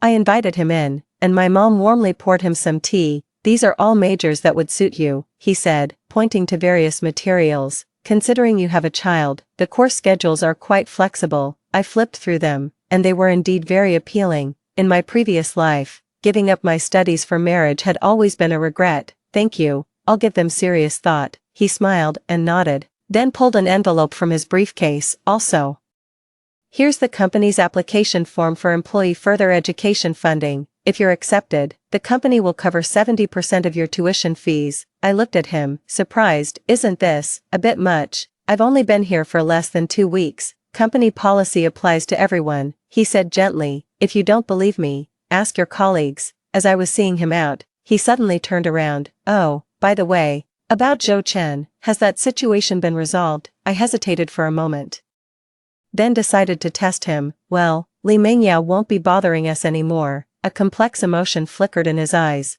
That's good. How is she now? She's in the hospital, stable. I watched his reaction. You seem quite concerned about her. Just curious. He pushed up his glasses. After all, she was once my fiancée. His candid response took me by surprise. He'd been avoiding the subject all along, but now he was bringing it up himself. Why did you break up? I asked directly. Lin Jiayan sighed. Because she fell for someone else. It was painful at the time, but looking back, it was a relief. She wasn't as simple as she appeared on the surface. That statement was loaded with meaning. Did he also know Li Mengyao's true nature? Yun Xia, he said, looking at me intently. I know you have your doubts about me, and that's perfectly understandable, but please believe me. My concern for you and Yun Xia is genuine. I didn't know how to respond, so I just nodded.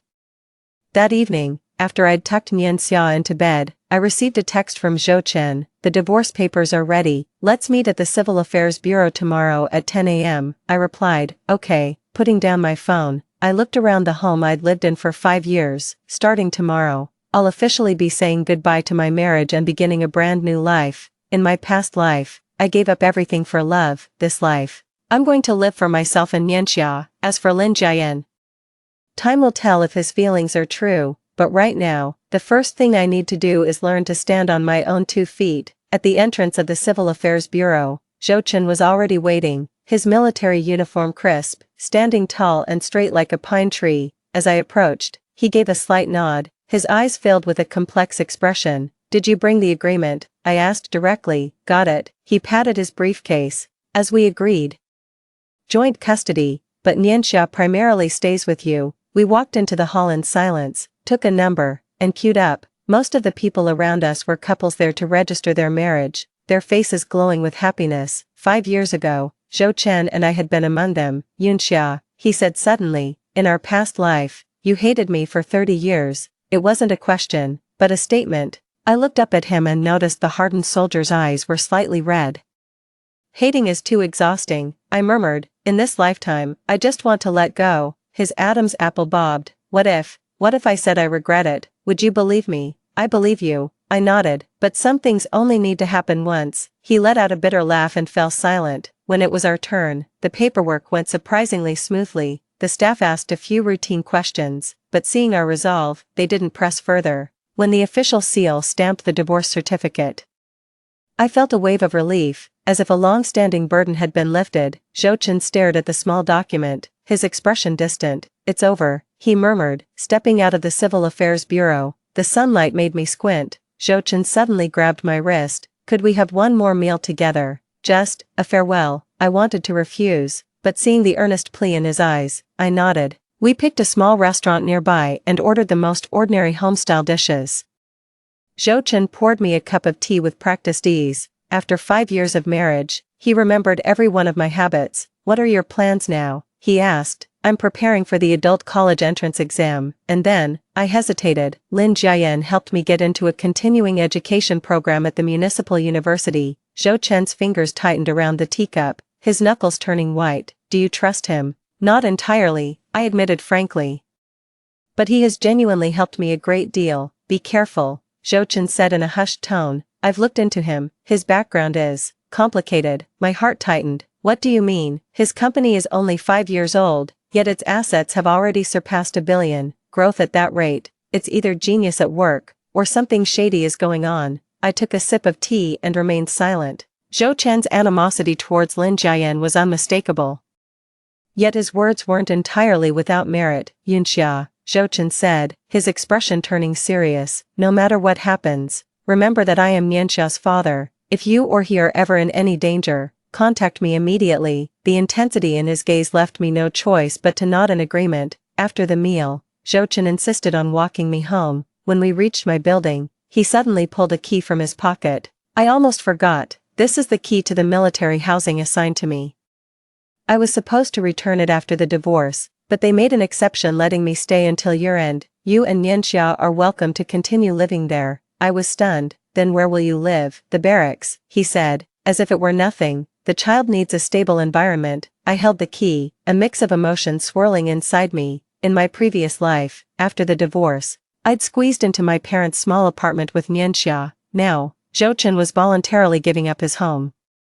Thank you, I finally said, but it's not necessary. I'm already looking for a place and will be moving out soon. Zhou Chen frowned. At least stay until we find a suitable place. After all, Nianxia grew up in that house. He had a point. Nianxia was already dealing with her parents' divorce. Suddenly changing her environment on top of that might be too much for her. Alright, we'll stay for now, I conceded. I'll pay half the rent. Zhou Chen seemed about to say something, but in the end, he just sighed. Have it your way. When I got home, Mom was playing with building blocks with Nianxia. She saw the divorce certificate in my hand, didn't ask anything, and just gave me a hug. Grandma, what's this? Nianxia asked curiously, pointing at the red booklet.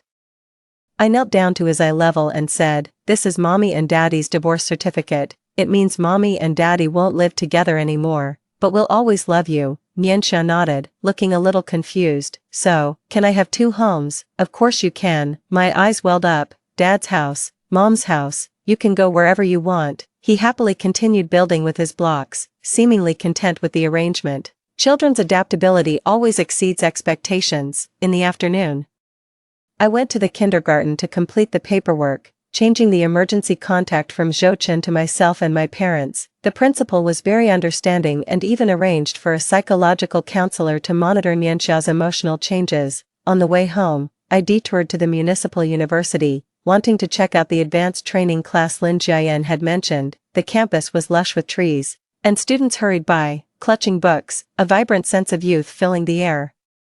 At 23, I should have been one of them, but I gave it all up for marriage. Yunxia, a familiar voice called from behind. I turned to see Lin Jiayan standing on the library steps, his white shirt sleeves rolled up to the elbows, revealing toned forearms. His gold-rimmed glasses glinted softly in the sunlight. "What are you doing here?" we asked in unison, then both laughed. "I came to inquire about the advanced courses," I explained. "What a coincidence. I just finished a meeting with the dean of the continuing education college." He descended the steps. "Would you like to take a walk together? I can be your guide." We walked side by side along the campus path as he pointed out the various schools and majors. When we passed the School of Economics, I paused at the display window featuring photos of outstanding graduates. "Are you interested in economics?" Lin Jiayan asked. "Yes. It was my favorite subject in high school," I said with a touch of nostalgia. "I once dreamed of becoming an economist." "Then why not apply for an economics major?" I gave a wry smile. "The math requirements are too high. I haven't opened a textbook in 5 years. I'm afraid I wouldn't be able to keep up." "But you have practical experience," he said, his eyes lighting up. "Managing a household for 5 years, budgeting carefully, isn't that the most fundamental economics?" His interpretation was an eye-opener. He was right. Being a homemaker had taught me budgeting, resource allocation, and cost control, all of which are basic economic concepts. "You know, hearing you say that actually gives me a lot of confidence," I chuckled. We had a simple dinner at the cafeteria. I found these student meals much more relaxing than fancy restaurants. Lin Jiayan was completely at ease too, even sharing some embarrassing stories from his college days. "Seriously, you missed a final exam because you overslept?" I stared at the business elite, utterly incredulous. "Yeah, sophomore year, I pulled an all-nighter gaming," he admitted, scratching his head sheepishly. "Had to take a makeup exam to pass." This contrast showed me a side of him I hadn't known, and the distance between us suddenly felt much smaller. After dinner, he insisted on walking me home. When we got to my building, he suddenly pulled a folder from his briefcase. "These are the application forms for the advanced training program and the company sponsorship application. If you decide to go for it, you can submit them tomorrow." As I took the documents, my fingertips brushed against his hand, and a subtle current shot up my spine. Lin Jiayan seemed to feel it too, quickly withdrawing his hand and adjusting his glasses to hide his embarrassment. "Thank you, I'll give it serious thought." When I got home, Nianxia was already asleep. Mom was cleaning dishes in the kitchen and gave me a knowing smile when she saw me. "Getting along well with Mr. Lin?" "Mom," my face flushed. "We're just colleagues." "Would a colleague go out of his way to help you contact schools?" Mom wiped her hands and walked over. Xia, I'm not pushing you. I just want you to be happy." I hugged her, breathing in the familiar scent of cooking oil on her clothes. "I know, but right now, I just want to find my footing first." That night, I carefully read through the advanced training program's materials. The curriculum was quite flexible, with weekend and evening classes, perfect for working professionals. The company's sponsorship terms were also very reasonable. The only requirement was to work for the company for at least 2 years after graduation. Just as I was filling out the application form, my phone rang. It was an unknown number. "Sister Yunxia." "It's me," a weak female voice came through. My whole body stiffened. "Li Mengyao, how did you get my number?" I asked coldly. "Brother Zhou is still listed as the emergency contact at the hospital. He came in for paperwork today, and I secretly wrote down your number." Her voice was faltering, as if she was in pain. "I wanted to apologize to you." "Don't bother. Just focus on getting better." I was about to hang up. "Wait," she said urgently. "I know what I did is unforgivable, but there are things you need to know about Lin Jiayan." My heart raced. "What do you mean?" "He's getting close to you for a reason." Li Mengyao lowered her voice. "He hates me and wants to hurt you to get back at me." I tightened my grip on the phone. "Why are you telling me this?" Because I truly care about Brother Zhou, and I don't want to see him deceived." She coughed lightly. "Can we meet at the hospital garden tomorrow at 3 p.m. I'll bring the evidence." "No need." I hung up directly. But her warning planted a seed of doubt in my mind. The next day at work, I was restless. Although Li Mingyao's words weren't trustworthy, They did wake me up to the fact that Lin Jiayan's kindness towards me came too quickly and intensely. It really wasn't normal. During the lunch break, Lin Jiayan knocked and came in. "Have you filled out the registration form?" I hesitated for a moment, still considering which major to choose. He immediately picked up on my unease. "What's wrong?" I decided to test him. "Li Mengyao called me last night." His expression froze instantly, a cold glint flashing behind his glasses. "What did she say?" "That you're only getting close to me to get back at her." Lin Jiayan took off his glasses, rubbed the bridge of his nose, and let out a long sigh. "I knew she would do this. Is it true?" I looked him straight in the eyes. "Yunxia." He put his glasses back on, his gaze sincere. "I admit I first noticed you because of Li Mengyao. But after getting to know you, I was drawn to you for who you are. This has nothing to do with her." "Then why are you so good to me?" "Because I like you," he said bluntly. "From high school until now. That's never changed." The confession came so suddenly that I was at a loss for how to respond. The air in the office seemed to freeze. "You don't have to answer me now," he said softly. "I just want you to know that my feelings for you are real." I lowered my head, my fingers unconsciously tracing patterns on the desk. "I need time. I'll wait for you." He stood up. "No matter how long it takes." That afternoon, I took time off to go to the hospital, not to see Li Mengyao, but to speak with her attending physician to understand her condition. "Are you a family member of Li Mengyao?" The doctor adjusted his glasses. "I'm her friend," I lied. "I'd like to know about her mental state." "The patient suffers from severe paranoid personality disorder and depression," the doctor said, flipping through the medical chart. "While the suicidal tendencies are under control for now, the delusional symptoms are quite pronounced." "What kind of delusions?" "She's convinced she died once and came back to life." The doctor shook his head. "And she keeps talking about fixing past mistakes and preventing some tragedy." My heart sank. Li Mengyao had indeed been reborn, but she seemed to be blurring the lines between reality and delusion, her mental state dangerously unstable. "Is she well enough to be discharged?" "She needs at least 2 more weeks of observation." The doctor closed the medical chart. "Since you're her friend, please try to counsel her. It's crucial that she takes her medication on time." Leaving the hospital, I stood in the sunlight but felt a sudden chill. 2 reincarnators were already absurd enough, and now we had Li Mengyao, who was mentally unstable. This was starting to feel more and more like a surreal nightmare. When I got home, I noticed Nianxia seemed down. "What's wrong, sweetheart?" I stroked his head. "Daddy said he'll be away on a long business trip." Nianxia pouted. "I miss Daddy." My heart sank. Zhou Chen was going on a business trip. Why hadn't he mentioned it yesterday? I tried calling him, but his phone was switched off. It wasn't until 9 p.m. that he finally called back. "Sorry, I was assigned a last-minute task." "Where to? And for how long?" "Border exercises." "At least a month," he said in a low voice. "How is Nianxia doing?" "He misses you." I paused. "Li Mengyao called me." There was a brief silence on the other end of the line. "What did she say?" "She claimed Lin Jiayan only got close to me to get back at her." I stated bluntly. "Said she had proof to show me." "Don't go see her." Zhou Chen's voice turned sharp. "She's mentally unstable right now, capable of anything." "I already checked with the hospital. The doctor said she has delusional disorder." I hesitated. "It seems she's also been reborn." Zhou Chen drew a sharp breath. "Are you sure?" "The doctor said she keeps claiming to have come back from the dead to right past wrongs." "Damn it." Zhou Chen rarely swore. "Yunxia, listen. I'm arranging extra security for you and Nianxia right now. Don't meet Li Mengyao alone before I return, and don't trust a word she says." "Is it really that serious?" I was startled by his intense reaction. "It's far worse than you think." His voice was strained. "In our past life, Li Mengyao wasn't just responsible for Nianxia's drowning. Jianjun didn't die in a mission accident," he said, enunciating each word clearly. "She poisoned him and made it look like an accident." The truth struck me like a bolt of lightning. Li Mengyao not only killed Nianxia, but also her own husband. It was in her suicide note. Zhou Chen said bitterly. "She claimed Jianjun abused her, so she poisoned him out of revenge. Later, she killed Nianxia because she wanted to take your place." My legs went weak, and I had to lean against the wall to steady myself. For 30 years in my past life, I had hated Zhou Chen, never realizing the real monster was that seemingly fragile Li Mengyao. "I'll be careful," I finally said. "You should watch out for yourself too." After hanging up, I collapsed onto the sofa, my mind in complete disarray. All the tragedies from my past life stemmed from Li Mengyao's madness. With her current unstable mental state, would she harm Nianxia again? The doorbell suddenly rang. I cautiously peered through the peephole. It was Lin Jian. "Sorry to bother you so late," he said, standing outside the door with a file folder in his hand. "There's something urgent I need to discuss with you."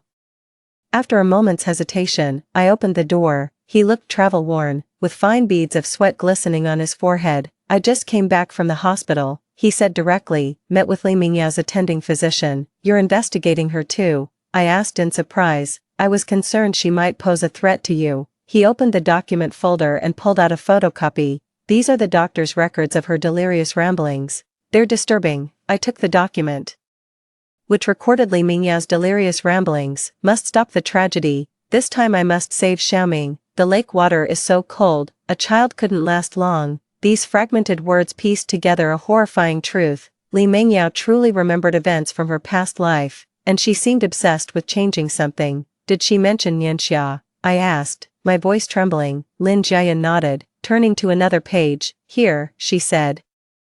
"That woman's child must disappear for Brother Zhou to love me." My blood ran cold. Li Mingyao not only remembers her past life, but she's planning to repeat the same mistakes. "We must protect Nianxia," Lin Jian said gravely. "Does Zhou Chen know?" "He just got assigned to a business trip," I said anxiously. "He mentioned he'd arrange for someone to protect us." Lin Jian frowned. "Relying on others is never as good as relying on yourself. I have a suggestion. You and Nianxia should temporarily move in with me." "What?" My eyes widened in disbelief. "I have a highly secure apartment in the east side of town with 24/7 surveillance and security," he quickly explained. "This isn't about living together. You and Nianxia can take the master bedroom while I stay in the guest room. We'll figure things out once Zhou Chen returns." The proposal felt rather forward, but given the current danger, it made practical sense. My parents' place was in an old residential area with virtually no security measures. As for the military housing Zhou Chen had left behind, without him there now, it had ironically become an easy target. "Let me think it over," I finally said. Lin Jian nodded, not pushing the issue. Just before he left, he suddenly turned back. "Yunxia, whatever decision you make, I'll respect it, but please remember, your and Yanxia's safety comes first." His sincerity touched me deeply. Perhaps he genuinely wanted to help us. After Lin Jian left, I couldn't sleep a wink. At 3 a.m., I made a decision. I'd accept Lin Jian's offer and temporarily move in with him. Nothing was more important than Yanxia's safety. The next morning, I called Lin Jian to tell him my decision. He immediately arranged for people to help with the move, and his efficiency was astonishing. By noon, Nianxia and I were already standing in the living room of Lin Jian's apartment. It was a spacious 3-bedroom unit with minimalist, modern decor, and the balcony offered a panoramic view of the city. "Do you like the new place?" Lin Jian crouched down to ask Nianxia. "Yes," Nianxia exclaimed, running around excitedly. "Uncle Lin's home is so big." Seeing how happy my son was, I felt a wave of relief. Maybe this decision was the right one after all. What happened? After we settled in, Lin Jian showed us around. The apartment entrance requires both a fingerprint and a password. There are security guards patrolling downstairs 24/7, and surveillance cameras cover every corner. "It's definitely much safer than our old place. This is the emergency alarm button," he said, pointing to a small device on the bedside table in the bedroom. "If anything unusual happens, press it, and security will be here within 30 seconds. I nodded gratefully. This sense of security was something I hadn't felt in a long time. That evening, Lin Jian cooked dinner himself. To my surprise, he actually remembered that Nianxia loved scrambled eggs with tomatoes, and he even made them extra light. "You're quite the cook," I remarked sincerely after taking a bite. "Picked it up while studying abroad," he said with a smile. "When you're on your own, you have to learn to take care of yourself." After dinner, Nianxia pestered Lin Jian for a story. Watching him patiently play with her, I felt something hard in my heart begin to soften. Maybe giving each other a chance wouldn't be such a bad thing. Morning light streamed through the floor-to-ceiling window into the bedroom. As I opened my eyes, I felt momentarily disoriented. The unfamiliar ceiling, the soft down comforter, and the distant city sounds from outside. This wasn't my home. Then it all came back to me. Nianxia and I had moved into Lin Jian's apartment. I slipped out of bed quietly, careful not to wake the still sleeping Nianxia. The wall clock showed 6:30 a.m. Lin Jian probably wasn't up yet either. Pushing open the bedroom door, I was greeted by the rich aroma of coffee. In the living room, Lin Jian was already dressed and busy in the kitchen. Spotting me, He raised his mug. Morning, coffee, you're up this early, I asked, surprised. My body clock. He said with a smile, I have an international video conference at 7. So I need to get ready early. I took the coffee he handed me, the warmth seeping through the ceramic mug into my palm. He remembered I take my coffee without sugar, just a splash of milk. This kind of thoughtful attention was a stark contrast to Zhou Chen. Is Nianxia still asleep? Yeah, she was up late having fun last night, I said, taking a sip of the rich, aromatic coffee. Thanks for letting me stay. Don't say that. His eyes softened. I'm really glad you came. The sound of a video conference drifted from the study. Lin Jiayan offered an apologetic smile. I should get going. Breakfast is on the table. Please help yourselves. Watching his hurried departure, it suddenly hit me how little I truly knew about this man, his work, his past, his true thoughts. Everything remained a mystery. When Nianxia woke up, he was brimming with curiosity about the new surroundings, padding barefoot around the living room. I poured him a glass of milk and toasted a couple of bread slices. Mom, are we going to live here from now on? Nianxia asked, her mouth full of bread, her words muffled. Just for a few days, I said, wiping the crumbs from his mouth. We'll see after Dad gets back from his business trip. The doorbell suddenly rang. I cautiously peered through the peephole. It was a delivery person. Just as I was about to open the door, Lin Jiayan quickly walked out of the study. I'll get it. He signed for a small package and casually put it into his briefcase. Company documents. The gesture seemed a bit deliberate, and I couldn't help but take a second look. Lin Jiayan seemed to notice my suspicion and explained, it's for the new project's confidentiality agreement, has to be locked up. I nodded without pressing further. Everyone's entitled to their privacy, especially since we're only staying here temporarily. After breakfast, I took Nianxia to kindergarten. Lin Jiayan insisted on driving us, saying it was on his way. During the ride, he mentioned he'd be away on a business trip this afternoon and wouldn't be back until tomorrow evening. The apartment is very secure. Call me anytime if you need anything. He handed me a business card with a handwritten number. This is my personal phone. It's on 24/7. This feeling of being cared for was unfamiliar, yet somehow deeply comforting. After dropping off Nianxia, I went straight to the office. A stack of documents was piled on my desk, a market analysis report that Lin Jiayan had his secretary prepare for me, a sticky note attached read, for your reference, hope it helps with your major selection, Jiayan. As I flipped through the report, I found not only industry analyses but also notes on which majors were more suitable for working professionals and which professors were more lenient. The level of thoughtfulness here went far beyond ordinary collegial concern. During my lunch break, I decided to go to the city university to submit my application for the continuing education program. The campus was bustling with students radiating youthful energy, reminding me of the college days I had missed. The teacher at the adult education office looked at my documents and said enthusiastically, Mr. Lin specifically mentioned your case, so we can make an exception and let you join the class. It was Lin Jiayan again. I was grateful for his help, yet also vaguely uneasy. He had done so much for me, so much that I didn't know how I could ever repay him. On the way back to the office, my phone rang. It was an unknown number. Sister Yunxia, it's me. Li Mingyao's voice was weak but clear. Don't hang up. Just listen to what I have to say. I immediately became alert. How did you get my number again? That's not important, she said quickly. Listen. Lin Jiayan is away on business today, right? Don't go back to the apartment. He's watching you. My heart suddenly raced. What are you talking about? 5. There's a safe in his study. The code is your birthday. Li Mingyao's voice carried an eerie excitement. Go check it out, and you'll see I'm telling the truth. Are you insane? I whispered sharply. The doctor said you need proper rest. I'm not crazy, she suddenly shrieked. He's collecting everything about you and Nianxia, photos, schedules, even your medical records. He's a complete creep. A commotion came through the phone, as if someone was grabbing it. A few seconds later, the call disconnected. I stood by the roadside, a chill running through my entire body. Li Mingyao's words couldn't be trusted, but that detail was too specific. The study's safe, with my birthday as the passcode. If she even knew that, it meant she either genuinely had inside information or her delusions were frighteningly precise. Back at the office, I was restless. Lin Jiayan's office door was closed, and his secretary said he had gone to the airport. After much hesitation, I still sent him a text. Li Mingyao called me again and said some strange things. When will you be back? He replied quickly, tomorrow night. Ignore her. The doctor said she has persecutory delusions. The apartment is safe. Don't worry, his reply made sense, but my doubts weren't eased. When I picked up Nianxia after work, I made a detour to my parents' house and told my mom about Li Mingyao's call. That crazy woman. Mom trembled with anger. Harming others isn't enough for her. Now she's trying to drive a wedge between people. Mom, do you think Lin Jiayan is trustworthy? I couldn't help but ask. After all he's done for you, what ill intentions could he possibly have? Mom patted my hand.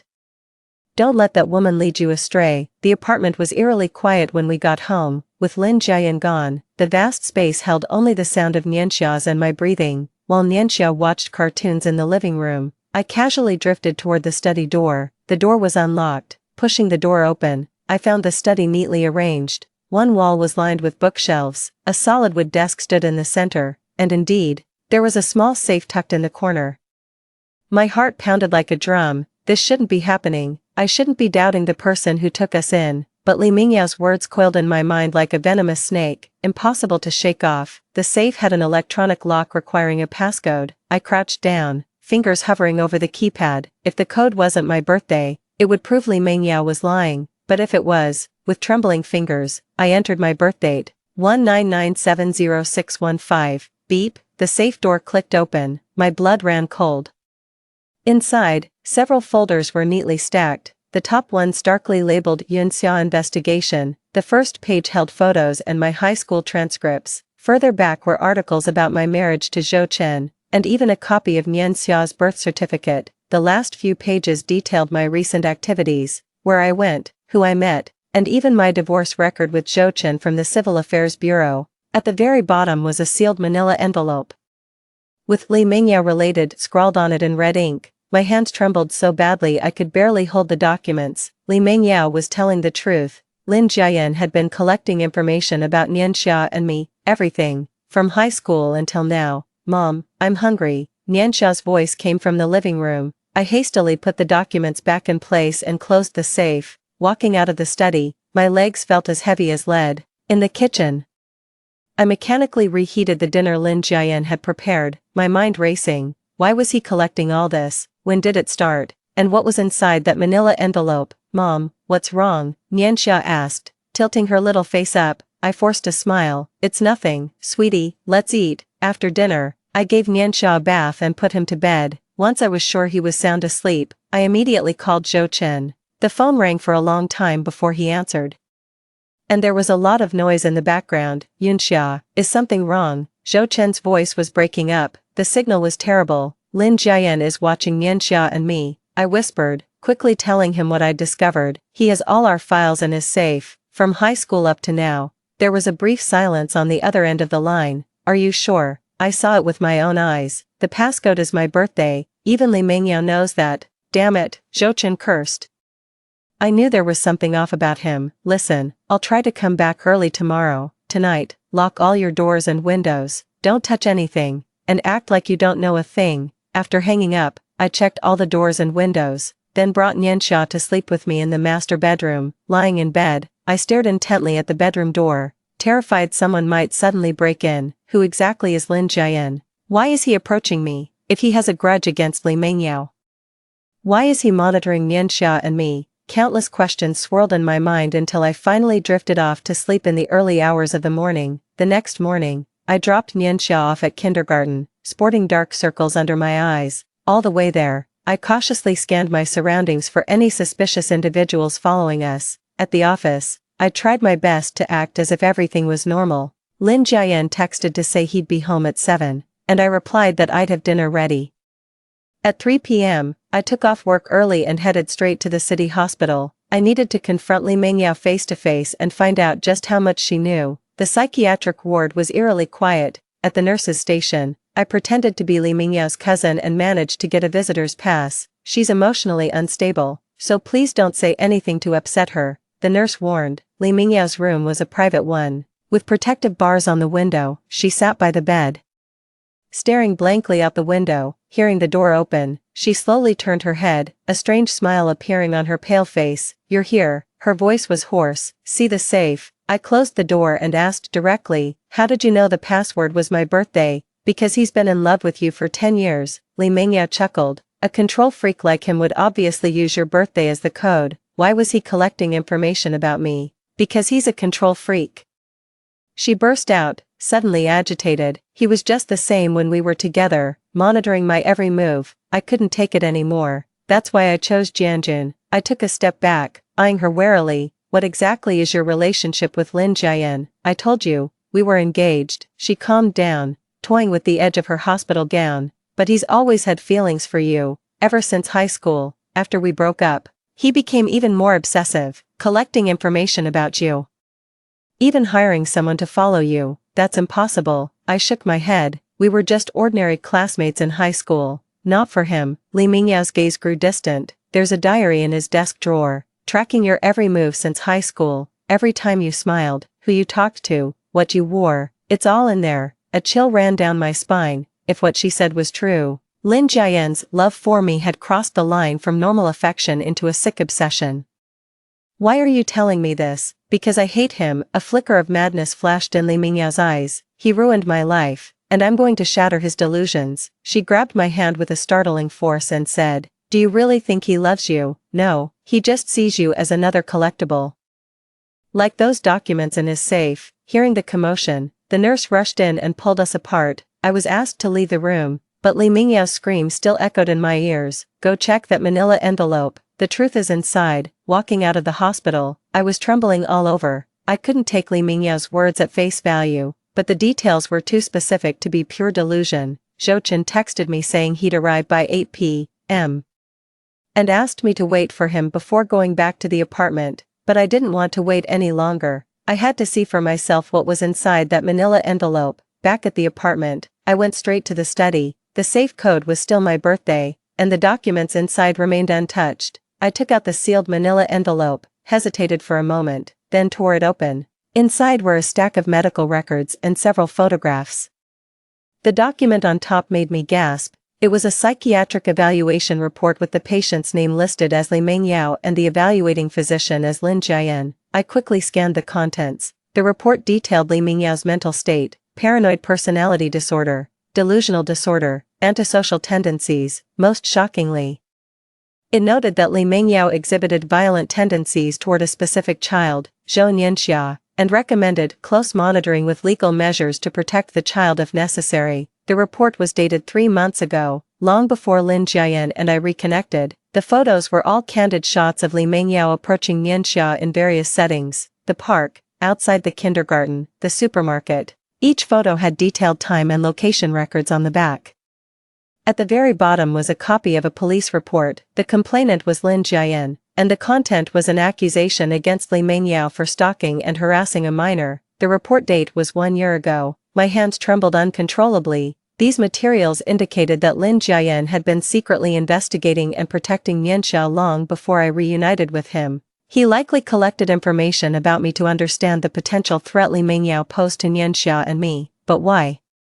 Why was he so concerned about Nianxia's safety? Why was he willing to do so much for a child he didn't even know? I was deep in thought when the sound of a turning lock echoed through the room. Lin Jian was back. I hastily stuffed the documents back into the safe, and just as I closed the door, the study door swung open. Yunxia, Lin Jian stood at the doorway, his brow slightly furrowed. What are you doing in the study? My heart pounded like a drum, but I forced a calm demeanor. I was just looking for a book to read. His gaze swept over the safe before settling on my face, as if he'd noticed something. After a few seconds of silence, he let out a soft sigh. You saw everything, didn't you? I bit my lip, unsure how to respond. I understand your doubts, he said, stepping into the study and gently closing the door. But please believe me, I gathered those documents solely to protect Nianxia. Protection. I finally couldn't hold back my.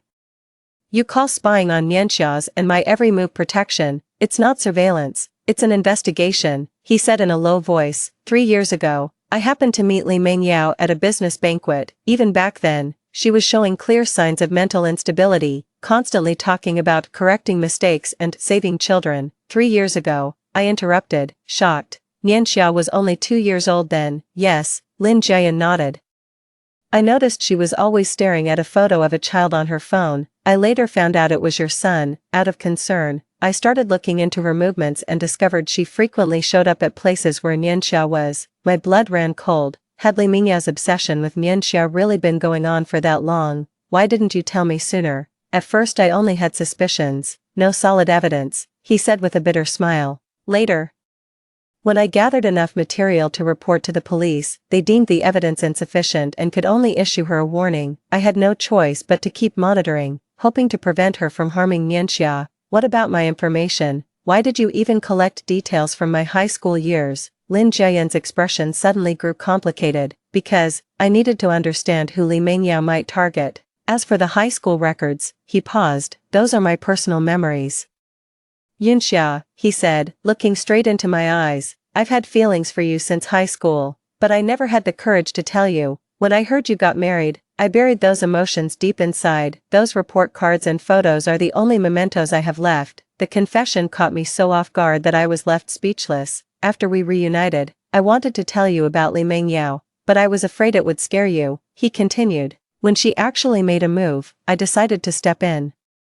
Having you and Nianxia stay here was also for your safety. My mind was in complete disarray. If what he said was true, then behind his seemingly disturbing behavior was actually 3 years of silent protection. But it all felt too surreal. I didn't know how much of it to believe. Prove it to me, I finally said. Prove you're not spying on us, but protecting us. Lin Jiayan was silent for a moment, then walked to the bookshelf and took down a thick photo album. This is the evidence I've collected over the past 3 years of Li Mingyao stalking Nianxia. Each photo has the time and location, you can verify them. I opened the album, and it was filled with photos of Li Mingyao approaching Nianxia in various situations, pretending to run into her on a park bench, lingering outside the kindergarten, deliberately getting close to our shopping cart in the supermarket. Each one sent chills down my spine. And this, he said, opening his laptop and pulling up a surveillance video. This is footage from last week when she tried to pick up Nianxia from the kindergarten. Luckily, the teacher was alert and didn't let her succeed. In the video, Li Mingyao, wearing a mask and a hat, was talking to the teacher, holding a toy in her hand. After the teacher shook her head in refusal, she left dejectedly. Seeing all this, I finally believed what Lin Jiayan said. He wasn't a perverted stalker. He was Nianxia's secret protector. Why didn't you tell me sooner? I asked again, my voice trembling. I was afraid of tipping her off. He explained softly, Li Mingyao is very cunning. If she realized she was being watched, she might resort to even more extreme measures. And, he hesitated, I wasn't sure you'd believe me, honestly, if I hadn't seen this evidence with my own eyes. I'd find it hard to believe someone I've only recently reconnected with would go to such lengths to protect my child. So what do we do now? I asked. Li Mingyao is still in the hospital. But she'll be out eventually. I've already contacted a lawyer to file for a restraining order, Lin Jiayan said firmly. At the same time, I'll enhance security at the apartment and Nianxia kindergarten. I also hope Zhou Chen will cooperate on his end. Mentioning Zhou Chen reminded me that he should be arriving soon. Just as I was about to explain, the doorbell rang. Through the peephole, I saw Zhou Chen standing outside the door with a grim expression. The moment I opened the door, he burst in, Yunxia, are you alright? When he spotted Lin Jiayan standing at the study entrance, his gaze instantly turned dangerous. What did you do to her? Zhou Chen, calm down, I stopped him. It's not what you think. Over the next half hour, I explained the entire situation to Zhou Chen while Lin Jiayan presented all the evidence. Zhou Chen's expression shifted from anger to shock, finally settling into profound guilt. I always thought she just needed help, he murmured. I never imagined she would actually. It's not entirely your fault. Lin Jiayan handed him a glass of water. She's very good at deception, and her status as a martyr survivor provided the perfect cover. The tension between the two men subtly eased. Zhou Chen meticulously reviewed all the materials, finally nodding. I'll report this to my superiors and request a transfer back to local work. Until this matter is resolved, Nianxia's safety is the top priority. It was late when Zhou Chen rose to leave. Before he departed, he gave me a deep look. You made the right decision to stay here. At least, he truly is protecting you all. After seeing Zhou Chen off, only Nianxia, Lin Jiayan, and I remained in the apartment. Nianxia was already fast asleep, completely unaware of the turmoil that had just unfolded. I'd understand if you want to move out now, Lin Jiayan said softly. My approach was indeed too extreme. As I looked at this man who had been quietly protecting Nianxia for 3 years, my doubts gradually gave way to gratitude. No, we'll stay, at least until the restraining order comes through. A flicker of relief passed through his eyes. "Thank you for trusting me. I should be the one thanking you," I said sincerely. "If it weren't for you, Nianxia might have already." I couldn't bring myself to finish that sentence. The image of Nianxia drowning in our previous life flashed before my eyes. And this time, I finally knew who the real culprit was. "I will protect you both." Lin Jiayan's voice was firm yet gentle. "No matter what it takes." In that moment, I realized that in this chaotic world, perhaps I could truly trust him. A year later, I stood before the mirror, gently smoothing out non-existent wrinkles on my wedding dress. The pure white satin shimmered with a pearlescent glow in the sunlight, while the hand-embroidered patterns along the hem were the result of 3 months of meticulous work by my mother and me. "Mommy, you're so beautiful." Nianxia, dressed in a little suit, circled around my feet. "His bow tie already asked you." I knelt down to straighten his bow tie. "My little gentleman looks quite dashing today too." Uncle Lin said I'm his best man. Nianxia puffed out his chest proudly. "I'm in charge of carrying the rings." Mom pushed the door open, holding an antique jewelry box with slightly reddened eyes. "Shushya, this is what your grandmother left me, and now it's for you." She opened the box to reveal a pair of pearl earrings, their soft luster seeming to carry stories from years gone by. I carefully put them on, and the reflection in the mirror felt both familiar and strange. A 24-year-old bride with shining eyes and a smiling mouth, completely different from the person who had desperately started over just a year ago.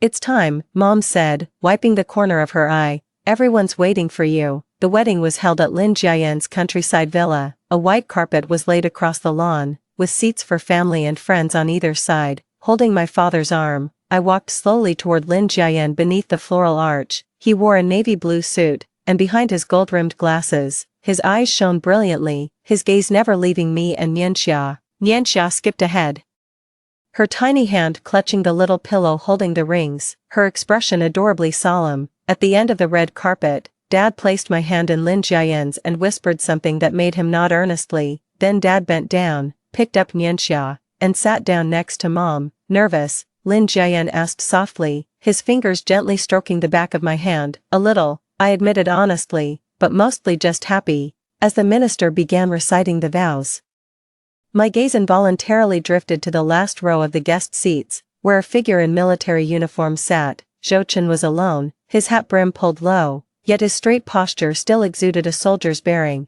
After the turmoil a year ago, Zhou Chen applied for a transfer back to local work and fully cooperated with the investigation into Li Mengyao. The court ultimately ruled that Li Mengyao must undergo compulsory psychiatric treatment and is prohibited from approaching me and Nianxia. As for Zhou Chen, the man who once made me feel both love and hate, he chose to quietly step aside. "Yunxia," Lin Jiayan squeezed my hand, pulling me back to reality. "It's time to say I do." I snapped out of my daze and saw the warm smiles from the minister and the guests. Taking a deep breath, I clearly spoke those 3 words, "I do." During the ring exchange, Nianxia eagerly rushed forward, nearly dropping the small pillow and drawing a wave of laughter. Lin Jiayan scooped him up with one arm while intertwining his other hand with mine, and we shared this special family kiss as declared by the officiant. At the wedding reception, amid the clinking of glasses, I noticed Zhou Chen had quietly slipped away. Left on the table was an exquisite gift box containing a set of military model toys for children, with a card that read, "Wishing you happiness, Zhou Chen." Should we ask him to come back? Lin Jiayan had appeared behind me unnoticed, his gaze fixed on the gift. I shook my head. He chose to leave. "We should respect that." Lin Jiayan held me gently and said, "He'll find his own happiness." The celebration lasted until evening. After seeing off the last guest, I collapsed onto the sofa, having already kicked off my high heels. Nianxia had fallen asleep in Lin Jiayan's arms, a little smile still on her face. Tired, Lin Jiayan placed Nianxia gently on the sofa, then knelt down to massage my ankles, but it was worth it. I looked at his focused profile, feeling a surge of tenderness. "Thank you for giving Nianxia and me a home." He looked up, his eyes brimming with affection. "It is I who should thank you," he said, "for making my life complete." Moonlight streamed through the floor-to-ceiling window, casting a silvery glow over us. Gazing at the sleeping Nianxia, I remembered how, a year ago to this day, I was still fighting to change his fate, and now, here he was, sleeping peacefully surrounded by those who love him, safe from any harm. Lin Jiayan followed my gaze. "What's on your mind?" he asked. "I was just thinking about how mysterious fate can be," I said softly. if I hadn't been reborn that day, if I hadn't met you, if we hadn't exposed Li Mengyao. But it all happened, he took my hand. And in the best way possible, yes, the best way possible. I leaned my head on Lin Jiayan's shoulder and closed my eyes. The tragedy of the past life had been rewritten, and the happiness of this life was just beginning. In the distance, a military jeep slowly drove away from the villa area. Zhou Chen rolled down the window, letting the night air dry the moisture in his eyes. An old song was playing on the radio. Some people, once missed, are gone forever. He turned off the radio and stepped on the gas. In the rearview mirror, the lights of the villa grew increasingly distant, eventually vanishing into the night. Meanwhile, in a psychiatric hospital on the other side of the city, Li Mengyao huddled in the corner of her room, staring at the evening news on the wall-mounted TV. When the broadcast cut to coverage of a certain entrepreneur's wedding, her pupils abruptly contracted. "Liar, thief," she shrieked, lunging at the television, only to be restrained by an orderly. "That's mine, my family, my child." The orderly skillfully administered a sedative. Before the drug took effect, Li Mengyao fixed her gaze on the happy family of 3 on the screen, her lips moving as she silently repeated, "I'll be back, I'll make things right." But this time, no one would give her another chance. As the night deepened in the villa, Lin Jiayan gently closed Mianxia's bedroom door and returned to the master suite. I was removing my makeup at the vanity when he embraced me from behind.